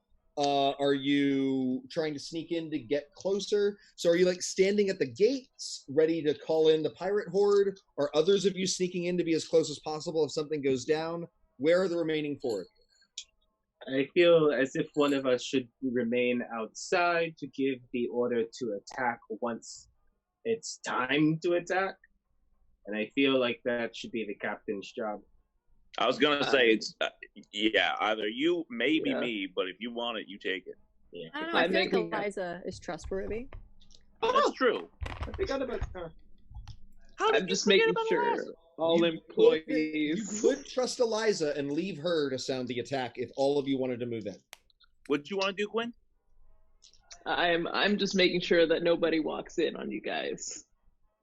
I'm running reinforcements and just his helpers, companions. It was just the phrase, and the tortoise is still in my mind, so I didn't like it, but sorry. I'm sorry about that. That's okay. Sorry. I said some terrible things. So I'm gonna say that you're 90 feet away if you're staying outside of the gates. So who's staying outside the gates? That's Gwen. Oh no, I'm already inside. Yeah, You're I'll try and sneaking sneak. Yeah, Great. So who's staying outside? Is that nobody? I think it's just Eliza then. Mm-hmm. Just Eliza. Great. So you'll be 60 feet away with 1 successful stealth check. So everybody that's in, make stealth checks DC 12 for me. I have inspiration, thank God. Ooh, All right, 16. I rolled a 19. And I'm I good. rolled a 19, which puts me at a 23 Great. And after I rolled a nat one. Skim already got in. Mm-hmm. All right, who wants to sneak a little closer?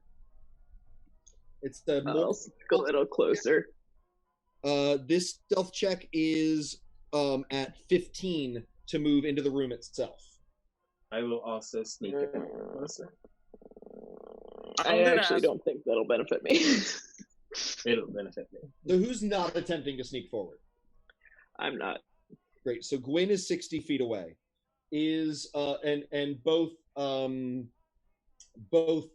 Blackpaw and Finnegan are sneaking in a little further. DC 15 stealth. I feel peer pressured into it. Sure, why not? That's another 19. All right, cool. Oh, Yeah. sweet. Whew.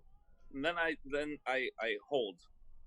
But also, has any sort of time passed? Like maybe an hour or so for a short rest? Yes. Because I did get one you big have- old clobber. You know what? I will let you guys have short rest. Okay, cool. Hit those for 4. Dope. Also, I will do 1. So, that's good to know. Modify it to a 10. God, take me into the heavens. Good, take the wheel. I'm really hoping Walker in Summer has pretty privilege. So, Find out. you make it in. He is squeezing Sam's bicep.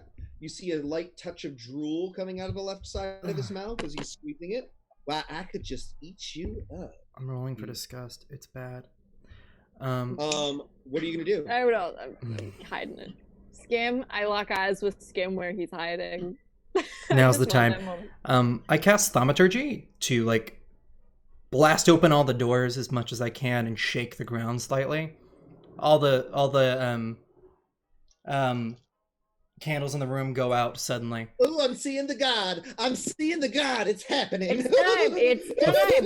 And I should mention, it might be maybe not one of the best gods. All right. I'm going to slowly back away. Intimidation or performance check, Skim, with advantage. Oh, hi. Quick thing. What's the name of the god of the under the? Sorry. Erebos? Erebos is Thank the river you. god. Whew. He's the one that gave us the coin last session. That's all I have in my Aetherios is the notes. one that gave you the coin. The god of passage is Aetherios. He is lawful neutrally. He's like about 4, 15. guarding the boundary between the living and the dead. Erebos is the jealous and nasty god that has Marina's soul. So that's 15. My mistake. Thank you. You're fine. I'm just being clear. Crescent moon, baby.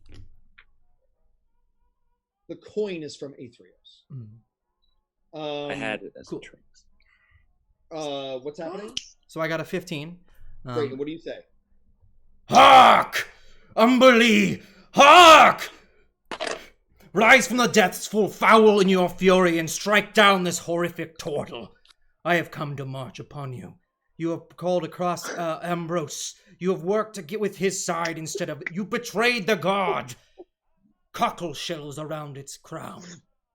I have brought its triton to poke your bloated bellies and spill the bilge upon the soil. I don't like this. Can we do shit for an hallucination? Great. He is shaken. Yeah, you get inspiration for that, Skimmerhorn. That's excellent. And, can anybody else see this, gods? And the owlbear is scratching it. Oh, the owlbear can. Can you release it to eat this hallucination for me? And indeed, one of the guards. Before they do that, I would love to say to the guards, you would betray Umberly for this charlatan? Great. You're going to make an opposed intimidation check. This charlatan? Charlatan? Intimidation check with advantage. He's going to make an intimidation check with disadvantage because he's poisoned. The difficulty here is 9. 15. Great. Sorry, 16. The guard stops and doesn't open it, and he says, well, fine, I'll just have to do it myself. And he pulls out a little pistol, and he's aiming it at you, and he's about to fire, but he'll do it in an initiative order. Great. So I would like everybody to roll initiative. His back is to me, and I would also like to take out my glaive and just stab him. Great, yes. Everybody roll initiative. There's a bunch of different moving pieces in here. Let me start rolling initiative. For I got 7. I'm gonna also just mentally high five Skim. This is now the second time we've teamed up. With the I team got now. an 18. We need to come up with a team name. Give me We just a do. second. I'm doing my enemies. And Maybe the group can come up. I can't. I'm really bad at coming up with names. Why'd you Summer spill one? your beans, Skim? No, my beans. the special beans. Willem Dafoe's proud of you. I want you to know. Yay. Thanks, Willem. All right. What are your initiatives? I got 18. 18 for Walker. That's a 14, kids. I rolled a 15. That's -1. 14 for Sam. Body wants to. What did who's next? Gwyn got 7. Gwyn got 7. Who's next? I did. 17. 17. I'm gonna put you after the owlbear for Finn Go. because it rolled a 17. Dope. I am missing Deuces. 22. Skim. When's Skim going? 22. 22 Skidoo. Yay. Ooh, maybe we could be Sommerhorn, like the mountain. Yeah. Oh, I have everybody then, right? No. Walker, Finn, Som, Gwyn. Who am I missing? Why am I feeling stupid? Walker, Finn, Som, Gwyn. Skim. Scam. Skim, I didn't circle. Yay! All right, I circled my my heroes. All right. So what's in the room? Owlbear in a cage. Owlbear in a cage. 2 archers, though they are with muskets, and 3 swashbucklers with rapiers and daggers. Here we and go, everybody. Harmtail himself. Cool. Mm-hmm. Cool. Cool. Cool. All right. So we begin with Skim. Sorry, I wanted to check rules on something real quick before I did it. Totally fine. This Walker's immediately after this. Perfect. Yeah. Cool. All right. I need a reaction. So, all right then. I will come forward and I will grapple the turtle. Great. All right. You are going to jump at him. His armor class is 19. Then I will actually hit him with my thing instead, with my bottle over his Great. head. Yeah. 19. Yeah. Mhm. Damn. Okay. Dude, it worked. Down. Yay. It was a 20. Great. It's well over 20 something. That hits. Great. I break that over him. So that's 9. And if I could, can I throw a match on him as I stumble away and use my key point to do so? Sure. You can set him on fire. Great. Let's boil him. Basically what I did was I broke the glass inside of his shell and pulled it out and then threw a match inside of it and stumbled away. Oh, it's so warm. It's just going to set him on fire at the beginning of his turns. He's going to take D10 fire damage. That's on you to remember if that's all right. Yep. All right. Great. And then you're stumbling back. Yep. You're not disengaging though. I was spending a... Oh, wait, I don't have to spend a key point to that. Then I guess to do so, I would have to... You can just stay engaged with him. I'll just stay engaged with him. That's fine. Great. Link with me. Walker, you are 30 feet away, and as you're approaching, the guards noticed you at this moment, bringing in, at this distance, another swashbuckler and another archer, who both noticed you. So there's 3 archers and 4 swashbucklers because of that one. And they're all looking at me. I know that. This new swashbuckler and archer are indeed. Well, somebody has to. Can I? What is it? Do I have to spend an action to alert Eliza that this is the time to attack? No, she knows that this is the established time. She'll be calling in people. They're going to be dealing with the rest of the guards that are not in this immediate room. Perfect. Okay. Well then, I can't. I'm gonna shoot an arrow at the portal. Great. Armor class 19. Oh wait, so you're running. You're 30 feet away. So you're ignoring the new guards and you're firing at Shellface. Yes. Do it. Because Armor he is class 19. engaged.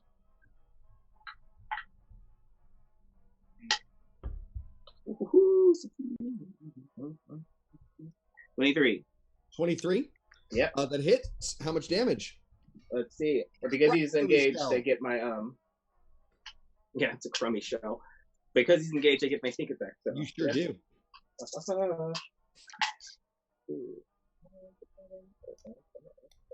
15. 20. 20. He's at 73 hit points. Ayo! He says, "More undead. I thought you all died. Kill them, guards! Kill them!" Great. The owlbear is going to start going crazy. It's going to attack the side of its cage, making an athletics check. It gets 24 and it bursts out of its cage. But that's its action. It's going to, actually, that's its action, so it's going to run up to Skim. It doesn't attack him, but it's engaged with him. Cool. Finn, you are 30 feet away. All right. I think I'm going to run up and stab the turtle, I guess. Great. And I was hidden, so I have advantage? Yes, indeed, on your first attack. 2 and a 5, so I miss. Yes, you do. Clang, clang. Does short rest give you back your action surge? No, it doesn't. Too bad. I wanted to win that fight. Storm! All right. I take a look over at the turtle, and I'm very tired of being treated like a piece of meat. It's a very common thing for athletes. So I look back over at Skim, and I know that the directive of my god is to help those who need it. And I'm going to shake my head, leave it to my fellow's turn, and I'm going to, as I move towards the owlbear, clap Skim on the back, and I'm going to squeeze his shoulder, and I'm going to thud against his chest as I cast Shield of Faith to give him a +2 bonus to his AC. And then I'm going to move around as I take out the glaive, spin it, and move to flank and attack the owlbear with him. The owlbear? Yes. Great. Owlbear's armor class is 13. Roll that attack. Okay, baby, where'd my d20 go? Okay, it's going to be 18 to hit. Great, that hits. It would have missed the turtle. So good. Yeah, thank you. It's not all character choice that I'm over here. I know where I'm most useful. No. You could smite. First of all, would you like to smite? I would, in fact, like to smite this owlbear. Second question: when you smite, you have a really sexy channel divinity feature as part of the Oath of Glory. I do, in fact, have that. So what I'm going to do, let me get it, because I was thinking the same thing, because I do like this one a lot. So in the Theros, there is special channel divinities for the Oath of Glory. I am going to swing my blade up. It's going to glow, and it is going to come out in full glory. And it's almost going to seep into me as I hit. Oh, I can't do it. It's a bonus action. It's a bonus action. I just used bonus action for Shield of Faith. Never mind. Next turn. Unfortunately, next turn, that's a taste of what's to come. Yeah, I was reading. I was like, wait, no. I tried to backpedal as much as I can. So I'm just gonna Divine Smite that bad little boy. Nice. Okay. So that is going to be, I'm gonna roll my d10. It's going to be a 7, 8, 9, 10, 11. And then, because of my Divine Smite, I'm going to let out a low battle cry that's more of a long, like, loud grunt. It's in another language. And I scrolled too far down. Where is it? And I'm going to do an extra. Can someone keep track of what I just said? I'm losing the thread. It's all good. You're doing 2d8 extra radiant damage. Thank you. Everyone is on the West Coast. It's 12 a.m. over here. Wow, this one fell off the table. That's going to be 9 extra damage. So a total of 20? Yes. The owlbear is at 39 as it growls at you and it lets out a harmful hoot. I'm going to growl back. Great. That was some. All right, so the 3 archers. 2 of them are firing at Skimmerhorn. They raise their muskets and they fire.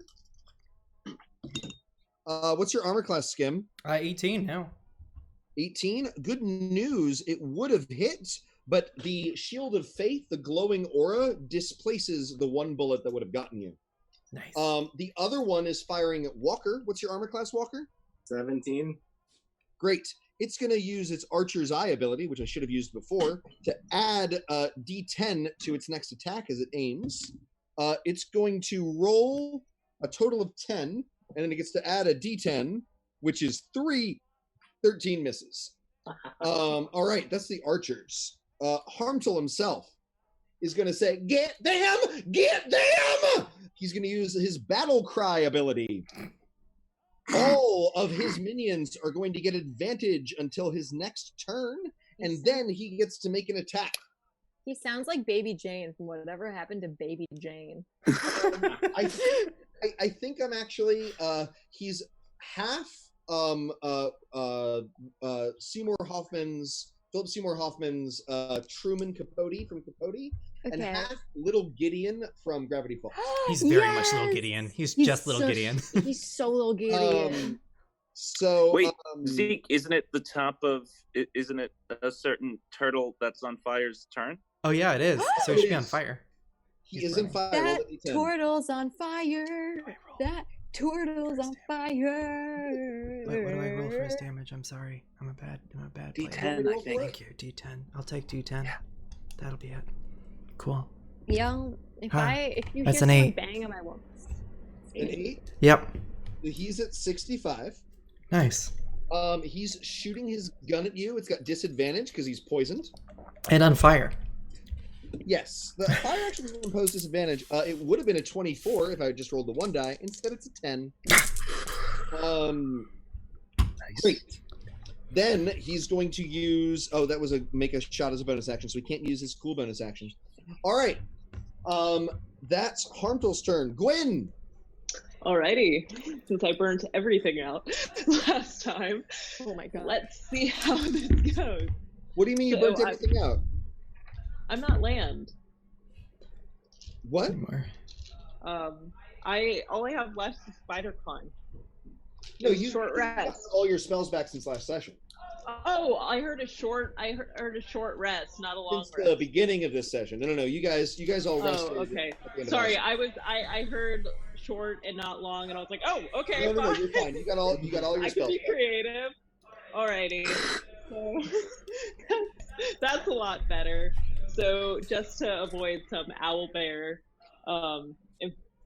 Shenanigans, let's wrap him up a bit and entangle. Let's go.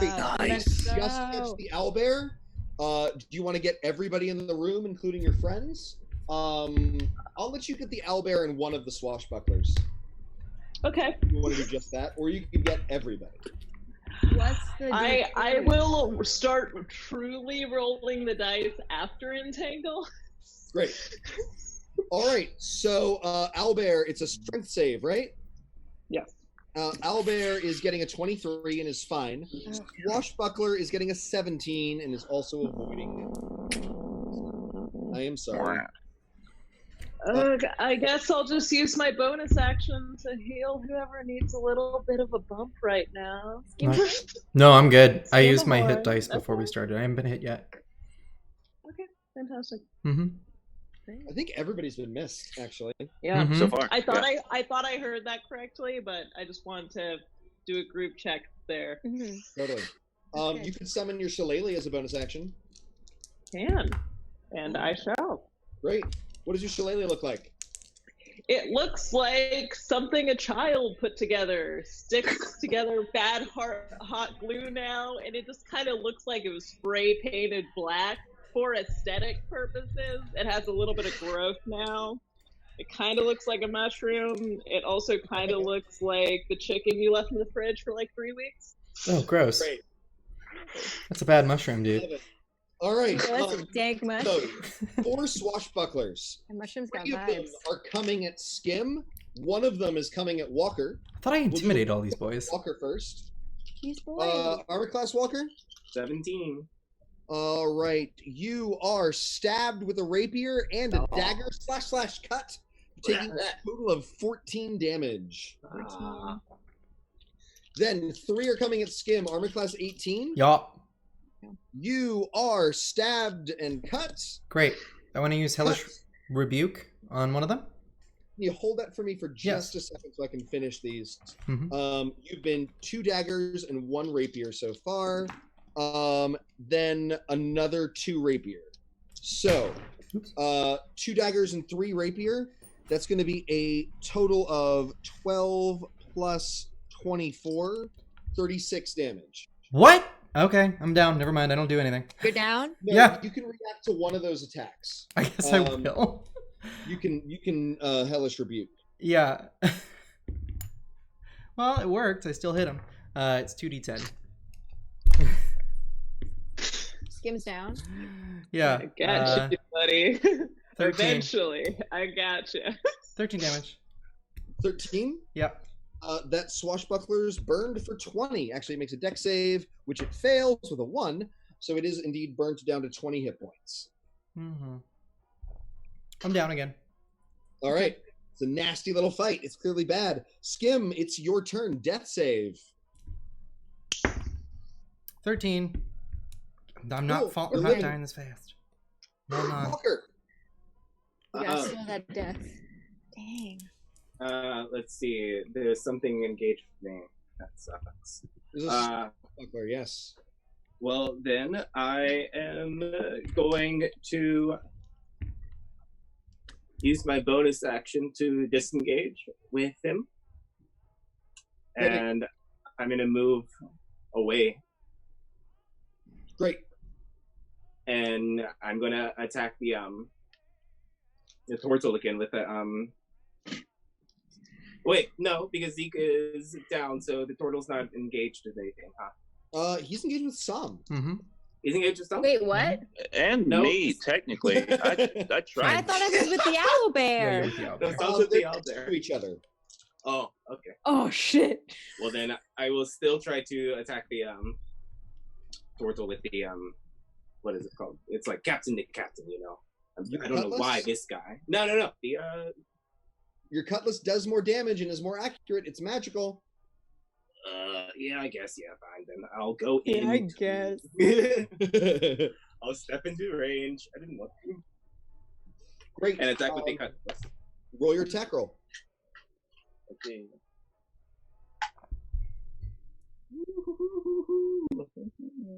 You know what? I'm going to make this poison a little bit more potent than normal poison. It's 21. 21, you still hit, but I'm going to give you guys advantage in future attacks against Harmtail.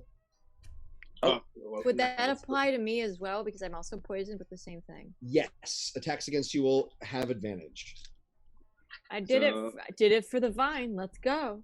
The grapes on the vine. I was love just wine. The glad grapes you on got the. Yeah, I got you. Very The great. cutlass is Love it. D8, Saw it in your eyes. Great so roll theme. D8 and 2d6. Skim, or Cutlass is a Summer. D8. Yep. Woohoo! I thought it was a D6. Oh boy. That's 20 again. Harmtail's down to 45. Ow! He says. Okay, it's the cat next. The animal. Okay, Quinn, and I'm like, no. Great. That brings us to the owlbear. It is going to try to savage Sam. Sam, it is going to beak and claw. What's your armor class? 16, my friend. Not so good. It is going to beak you, but not claw you, and you take 10 damage. They always want to beak me, but I never get the. Ugh. Ow. Finn. Oh, all right. Well, I'm gonna try to stab Harmtail. That's a nat 20. Nice. All right, it cracks through his softer front shell as your blade pierces into him. All right. That's 12, 19. 19 damage. I'm no Captain Blackpaw, but I'm not bad. He's at There you 20. are. No, it can't be. All right. He knocks over his big goblet of wine, and you notice something as it falls to the ground. It splashes. Something is disturbing the water within it. Oh no. So that brings us to Sam. I'm going to shift because I'm apparently now chilling with this owl bear by myself and this turtle, but with Finn. And I'm going to shift my body, swing my glaive above my head, and I'm going to try and bring it into the turtle.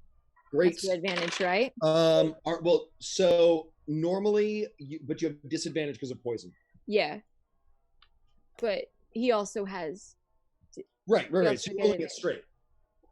Okay. So that's a 17, 18, 19, 20, 21, 22, 23. Nice. So 19 Nothing, is a hit. nothing straight about this. I almost made the joke, but I didn't want to interrupt your I roll. am going to also cast Divine Smite. I told you it was happening. Nice. Y'all have to have faith in me. So first of all, it's the glaive. So let me do that damage. That's going to be 7, 8, 9, 10, 11. I'm rolling a lot of 7s today. 11 slashing damage. And then we have the Divine Smite. But I am going to channel my Divine Smite. And as I hit, I'm going to do my extra 2d8. That's going to be another 9 damage. Jesus. But as I do, I am going to turn to my friends, all of them, and I am going to shout, "Heed the call! Iroas is with us! Fight like the heroes you are!" And I am specifically going to now roll my 2d8. This is a feature of the Glory Paladin. And it is such a joyous shout and like elating as I'm trying to rouse everyone to their best potential. I roll 2d8, so that's going to be 2 7s. I told you I'm rolling 7s today. Nice. I don't know what that means, but it means. Lucky number. So that's going to be someone who can do math. I'm gonna say 14 14. plus your level, so it's 18. Yeah, I was getting to that, but You yes, actually plus do my it, so I get it. level. I would want to do the math of the dice. I'm a big girl. I tried to help. I know, and you did. So what was the number? It's going to be plus 18. 4, so it's going to be 18. That's 18 temporary hit points that I can divide among whomever I want. So I'm going to, I'm giving 10 of them to Skim, and because Walker is next, 8 of them are going to Walker. Woo! So that's what Skim, happens. You are up with Correct. those 10 temporary hit points. Yeah, Nice. and so that was 7, 8, 9, 10, 11. That's not still I've not been enough to kill inspired him. from death. How much damage was it? That I rolled the 7 the first time, and then that's 7, 8, 9, 10, 11 plus 9 is going to be 20. 20? So unfortunately, there's 5 hit 6. points left. He's at 6. 6 hit points. No! I do want to say really quickly. I thought I was dying, but you just I heard you through the aether, and I just I'm not going to die now. I don't know. The shout of Eros can cross the river. I'm also very, very loud. 3 archers are firing at Walker with their muskets. Armor That's class again, Walker. Walker? 17. Great, and they're all using their Archer's Eye ability, which means they can add D10 to their attack They rolls. get a third eye? 17. Uh-huh. So only one of them is in the range of missing, and it hits. You are shot twice for 32 damage. Ah! You okay? Is that a dead kitty? No. You just got 8 temporary hit points. You have I 8 temporary hit did. points. Does that help? It would have if it wasn't 32. So no, it does not. How many hit points do you have, Walker? Sweet. 23. So you had 31, so you went barely down. Yep.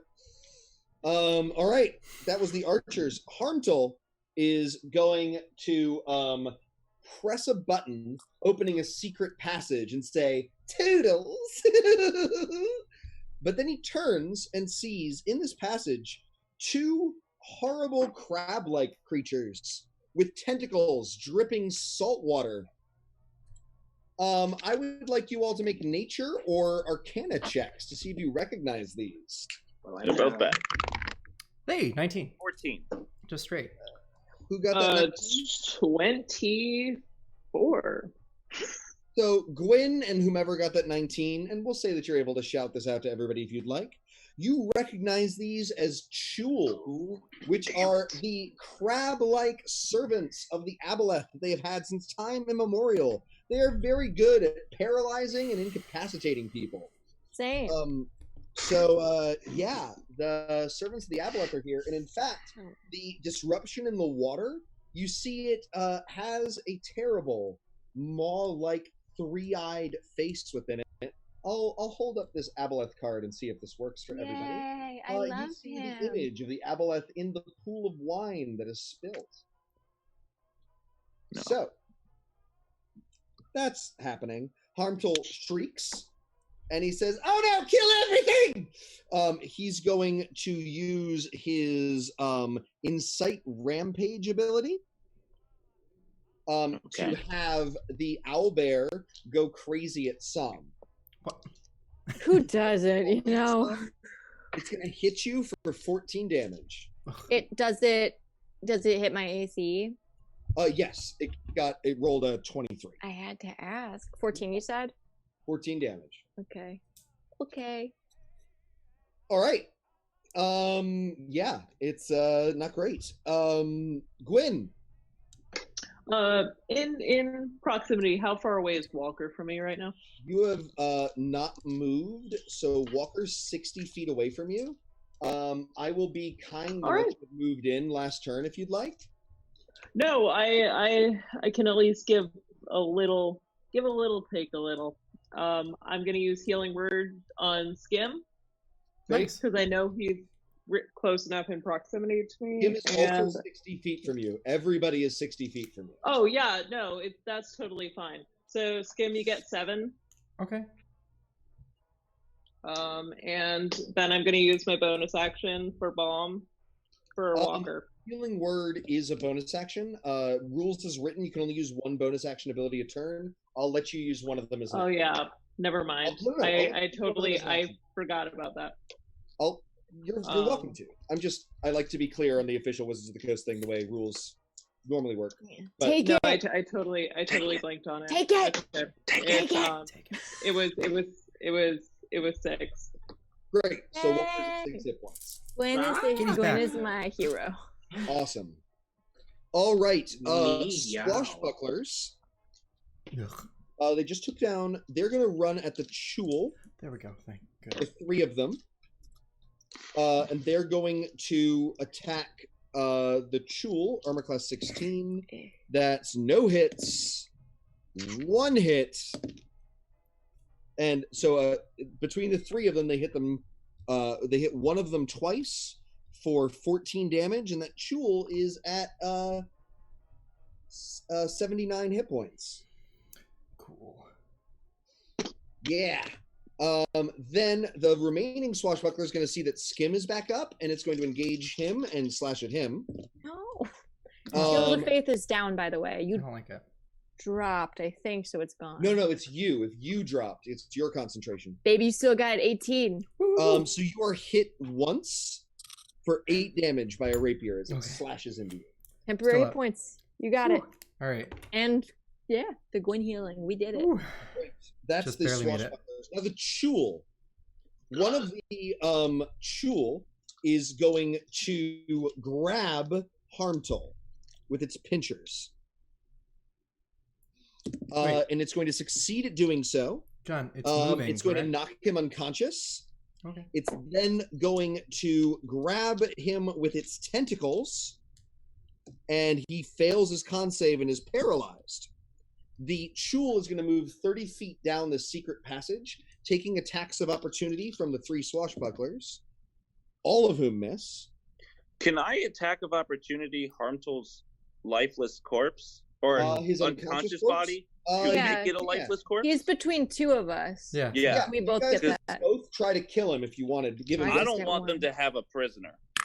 Yep. Great. Ooh, Same. that's a Ooh. 23 to hit. Great. That causes a death save fail.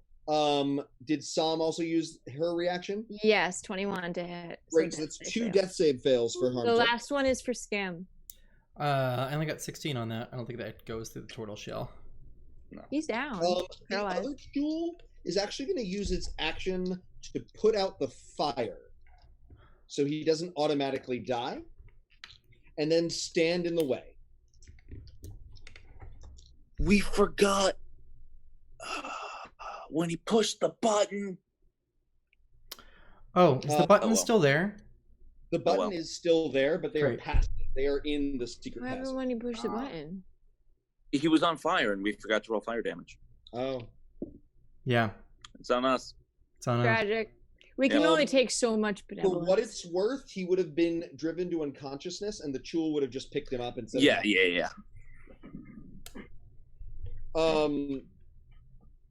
That is the Chul's turn. The is going to at Finnegan and say, you, in your brain, you hear, you will not harm the leaving body. I need you to make a DC 14 wisdom save. That's a 17. I'm cutting out. Free to act as you would. Okay, cool. Great. That brings us back to Skim. Great. Final one is yours. Great. I guess I will. I will grab. I'm sure there was a pile of grapes on a plate by him. Yes. Correct. Great. Yes. I'm gonna snatch that pile of that plate from the table and just chuck it at his dead body and see if I can hit him. Great. Roll an attack roll. Improvised weapon. I'm gonna make it have disadvantage because it's not designed to be chucked. I thought we were doing. It's okay. discus. Ain't not gonna happen. Everything is designed to be chucked. It breaks. Oh, incidentally, you hear throughout the rest of the palace the vast battle going through. Elizafel and the pirates of the town are going through and getting rid of all of the other guards. They will likely be through to help you next turn. Great. That brings us to Walker. Is the Tortle still within my sight? Yes. Great. I'm gonna shoot it. Great. With my... Do we still get advantage on it? No. Ah.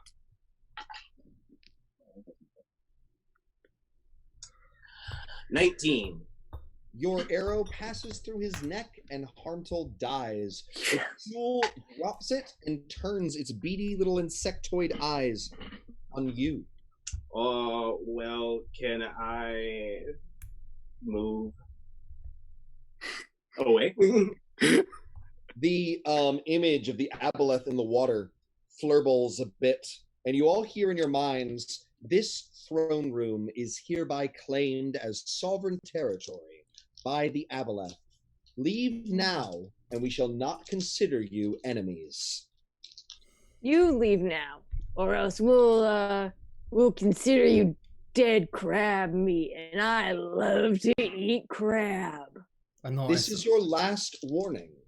Any of you still in this room at the end of this shall be considered enemies. What if we find you another land? The archers and swashbucklers, seeing their boss dead, are going to be running away and leaving.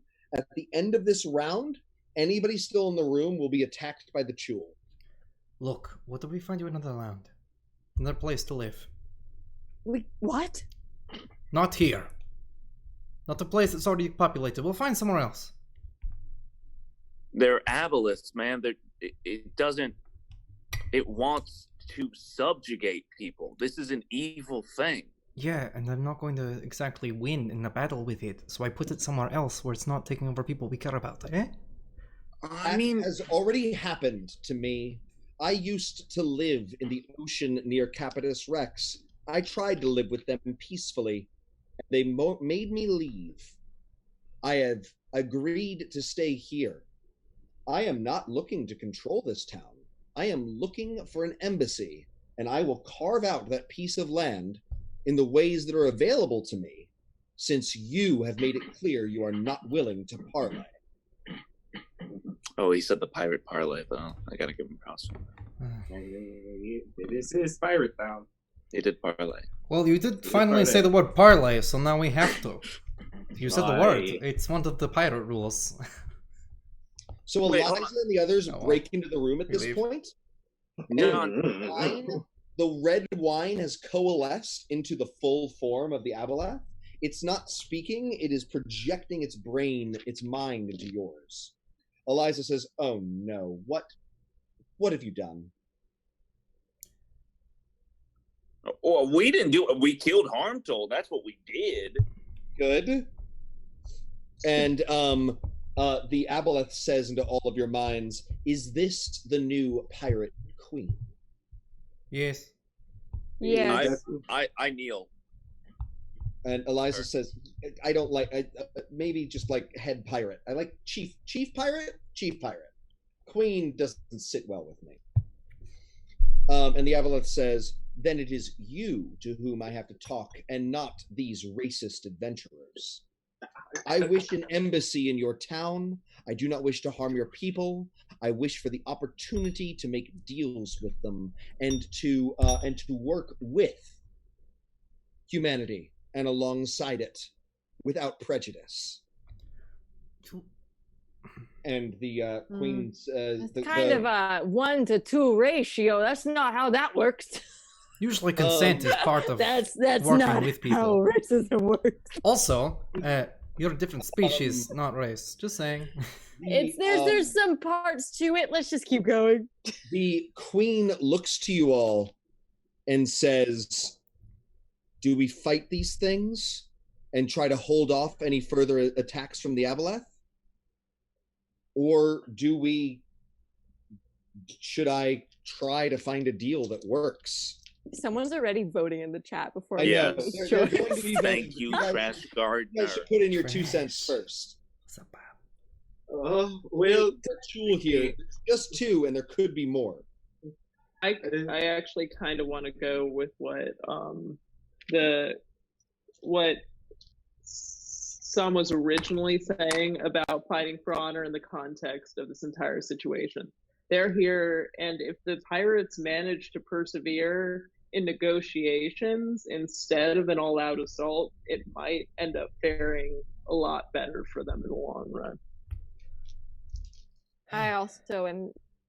It is not our job to do this. We are not the rulers. They must make the choice how to live as free people. And we will be there should an Aboleth choose to take anyone over or anyone at all. If this piracy at all turns to degradation, we will be there. It is as simple as that. I don't know about all of that.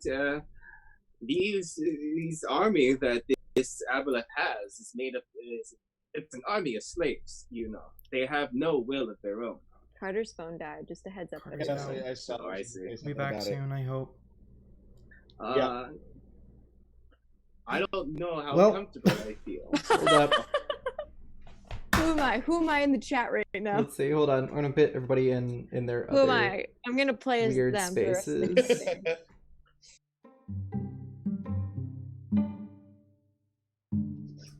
What a mess this is. I'm sorry. Everybody's seeing me.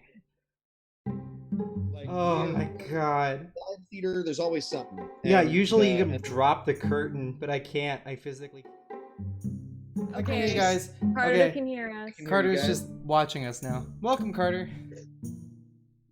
So, let's just drop out all this. You voted for the to attack the Chul. Fuck.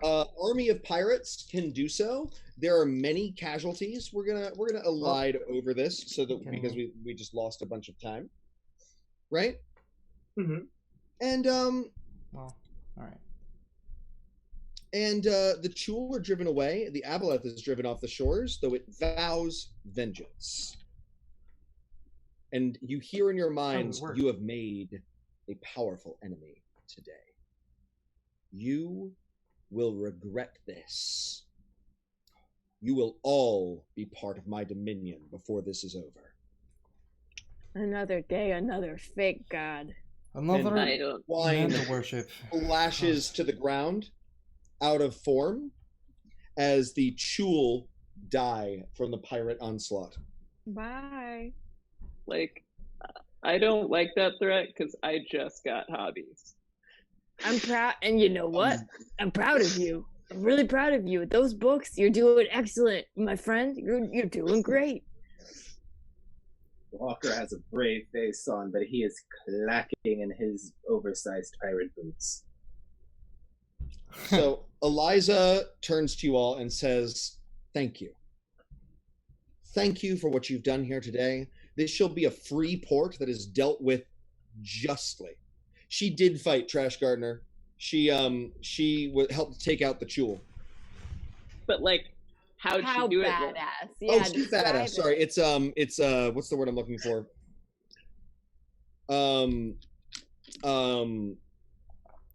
It's censored for some reason on my Twitch. She's not the badassest fighter. She's firing a pistol. She's a talker and a thinker. She's a rogue, so she would be And Bonnie. She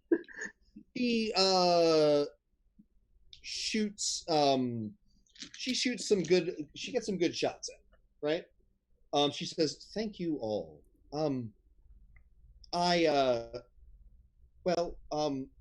gonna have my people set this up as my new throne room. Could I have a moment alone with Gwyn?" Yeah, sure. There's gotta be something in this place that I can take. Gwyn. Oh yes. Take your favorite things amongst the That's up to me. take your favorite things amongst the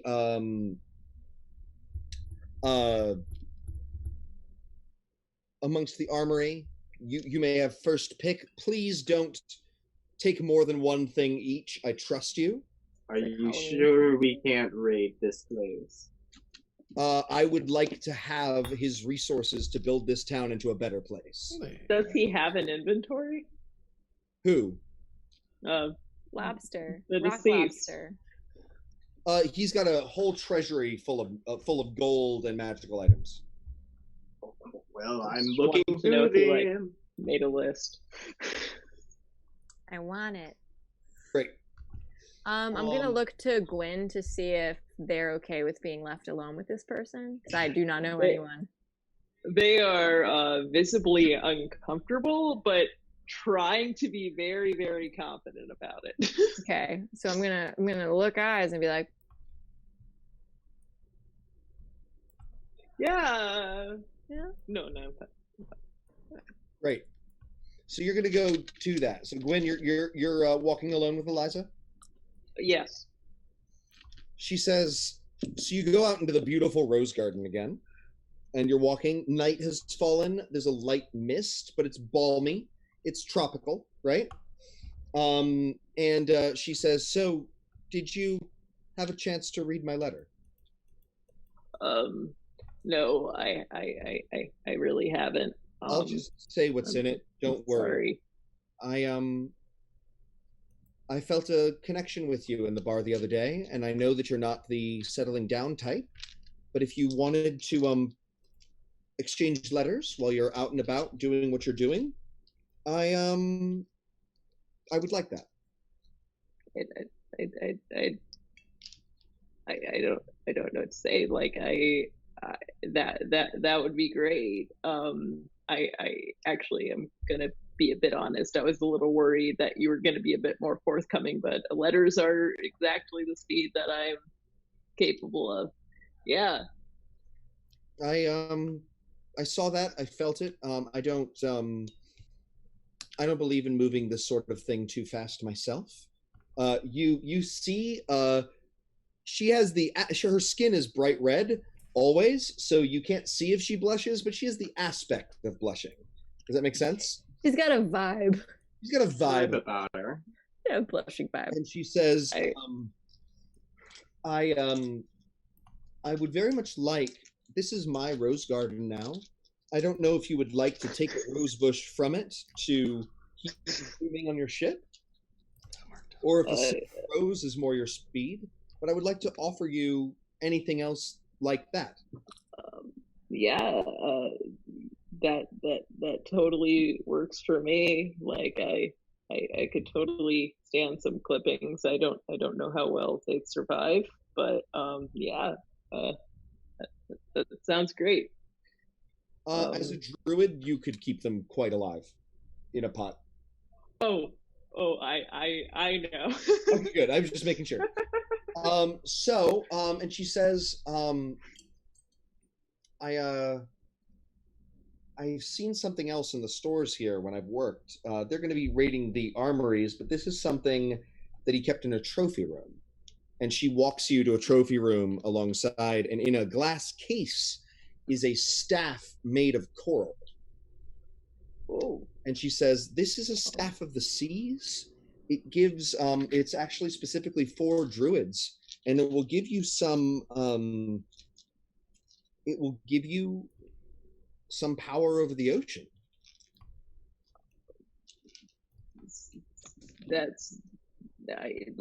It's a lot. Like, are you sure? Like, I'm sure there's other druid pirates out there that might be better equipped to, like, maybe have the staff, or, like, but Perhaps. yeah. But none of them are as charming as you. Thanks. Gwen will take. It's in a case, so Gwen will just kind of patiently wait. She'll open it.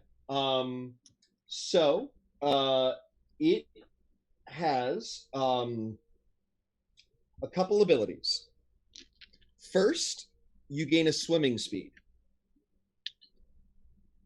Second, you can breathe water.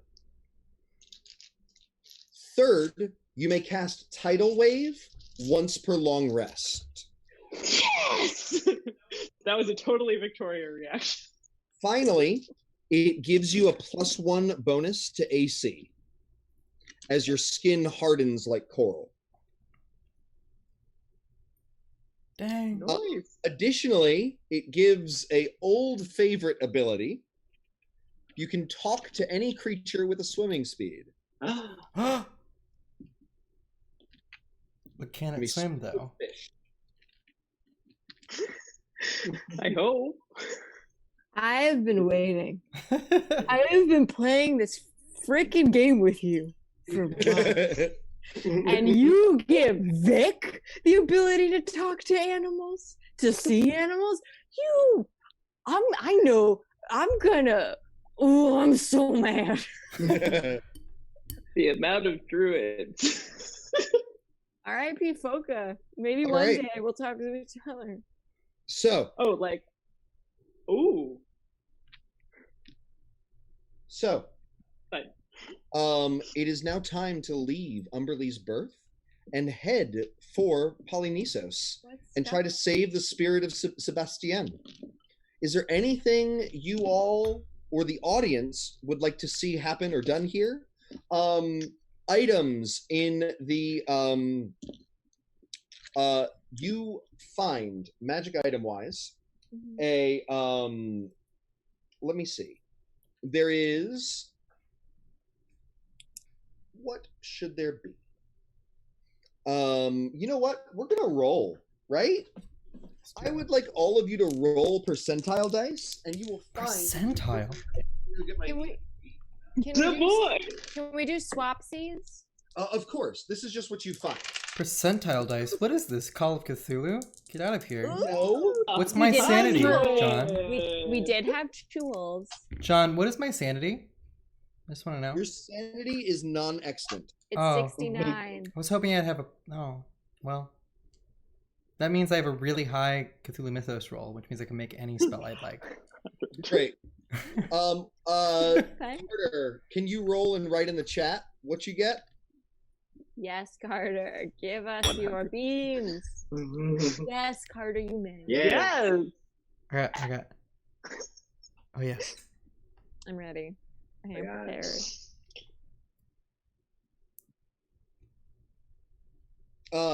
Numbers are random. There's no meaning to numbers.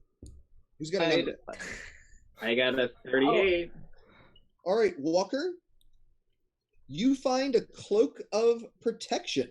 Oh. It is a pure white cloak with a golden clasp. It's clearly elven in origin. The Cloak of Protection gives a +1 bonus to AC and saving throws. Whoever wears it. I do like it. Doesn't it make me look more piratey? Finnegan, you find a necklace of adaptation, an item I don't even know what it does, frankly. Can we make it up? The necklace of adaptation lets you breathe normally in any environment and get saving throws against harmful gases and vapors. Well, let me guess, you could talk to sea animals. No, but the Trident of Fish command is on this magic item table. God, if I got that, I'd lose my mind. I wouldn't. It would be useless. Tim, what did you roll? 21. Here I was just trying to Inception and paprika things. Sentinel shield, guys, please don't talk over me while I'm trying to get these out. Skim, you find a sentinel shield. Not necessarily an item to be used by anybody here, but it does, I believe, if somebody wields it, give them advantage on perception. Sentinel shield is initiative and perception check advantage. Okay. Finnegan could wield this, actually. So what did Skim roll? You did me already. That was the necklace of sorry, that was this. Who am I missing? Did we do Sam? No, we did not. What'd you roll? 48. 48 are slippers of spider climbing. Okay. That will allow you to allow whomever gets them to walk up walls. And upside down on ceilings. I feel like that was very bad. Win is the last one we haven't done. Yes, and I got an 100. Oh, damn. 100 is indeed very good. You find actually an artifact from Polynisos. Winged boots. My Zelda dreams finally come true. Yep. Fly when feet. you wear the boots, you have a fly speed equal to your walk speed. How? And they can fly up to 4 hours a day. Those are I'll great trade shoes. you. I'll trade you, So Gwen. you all should figure that out. Wait. Figure out your trades. Is there a treasure chest in here that I can give to my my crew? They deserve it. They worked hard. There's a They're huge chest practicing. of gold. Eliza says, give this to your crew. Your crew is going to be very happy. Told them there was booty to be had. Indeed, you have fulfilled on the booty promise. The All booty right, promise who's is ending actually. up with what? I do want to say really quickly the booty promise is next week's title. The booty promise. Booty promise. Uh, I would love to trade with somebody. I don't know. trade I with think me. Being the cloak. I would love the cloak, just because I'm gonna be front forward and hanging out. Wait, what did you get? I got the boots of spider walking. I can walk on walls and ceilings. And I can fall real slow. And I can already do that. Yeah. Although I Alright. would love something from my home place, but I'm from my home place, and that is enough. That's what every time I look in the mirror, that's what I think. Yeah. Walker? Yeah, I'll trade with you. Me? Yeah. Okay, you get my slippers of spider walking. Also, my I feet, they have don't look good in slippers. And I get that cape. I just What want to did- hang upside down. What did Finn get? I got distracted by the fact that we switched places again on the stream, and it killed me inside. What happened? I am immortal. Who got what? I just read the things. He had 89. Finn had 89. Yeah. Sorry. You would. I can't do Skim. Finn had the necklace of adaptation that lets you breathe anything and have advantage on saving throws versus gases. Let's do You it. could breathe alcohol. Oh my god, my dream. Let's do it. And Zeke Walker? had Skim had the shield. Yes. Great. Finn's the only one that can use that, so that's great. Finn, I bequeath upon you this beautiful shield as long as you give me that sick-ass necklace that you Oh, gave. and there's one more. what's the key? The Cloak of Protection is plus Yeah. 1 to armor class and saving throws. Oh my god, because I'm gonna be up there. Thank you. See, and I can hang on Finn, walls. When you pick up the shield, it shifts and twitches into a buckler with an eye in the center. Ooh, cool. I always feel like someone is watching me. Finally, there's one more. Reward for all of this. Oh. The end of this plot arc is granting you all a level. You are all going up to 5th level now. Awesome. Ooh. You know who could have used Uncanny Dodge last time? Me. You know who needs to remember that they can just use a key point to dodge? This guy. Maybe so many times. I keep forgetting to It is a bonus do action. that. I know. All right, everybody. Thank you guys so much for watching Dice, Drinks, and Drama. That's the end of our show today. We're going to be traveling to Polynisos and starting a whole Theros arc starting next week.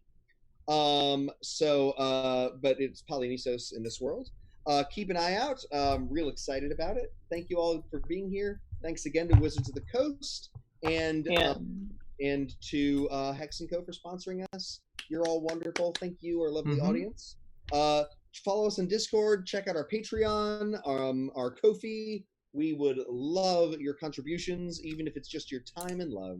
And dear God, if you're not following us, please follow us on here. Give that heart button a click. We only needed like 7 more. I don't know where we got at this point, but if you have 7 more, be affiliates, then we can give you rewards for a bunch of stuff. So that's what we're looking for. I'll even try to do the Skimmerhorn voice, and I can't. And I'm trying, and I can't. Yeah, Finn, extra attack. And we'll be on Discord if you guys want to chat. We'll be on Discord for the next little while. I know it's late, but if you want to chat with us, tell us your thoughts, questions, comments, concerns, advice. We'd love it all. All right. And I'm gonna pick an accent. See y'all on Discord, hopefully. Have a good night. Thanks, guys. Have a good night. Bye-bye. Hi, guys. It's me, Carter, or Finnegan, or Editor. Whatever you want to call me. First off, I want to thank you on behalf of the whole DDnD team. It means a lot to us that you're watching our content on YouTube. It's super cool. So please be sure to like and subscribe and ring the bell and all the other YouTube stuff that you're supposed to do. Second off, I do want to say, if you enjoyed this episode and you found yourself being like, oh man, that was cool, but I sure wish I could have been a part of that conversation and helped decide where the party should go, you can watch us for free on Twitch every Wednesday night, 7 p.m. Pacific, 10 p.m. Eastern Time. We are simultaneously on the twitch.tv/DiceDrinksAndDrama channel and the twitch.tv/DND channel. Wizards of the Coast is hosting us. It's awesome. So those links are down below, along with a whole bunch of other cool stuff that everyone on the team is making. Vic's got a module. Devren's got a podcast. I may have something eventually, and I'll put it down here, along with our Patreon. It's super cool. There's a couple tiers, lots of exclusive content, and yeah. That's it. Thanks for watching. Bye-bye.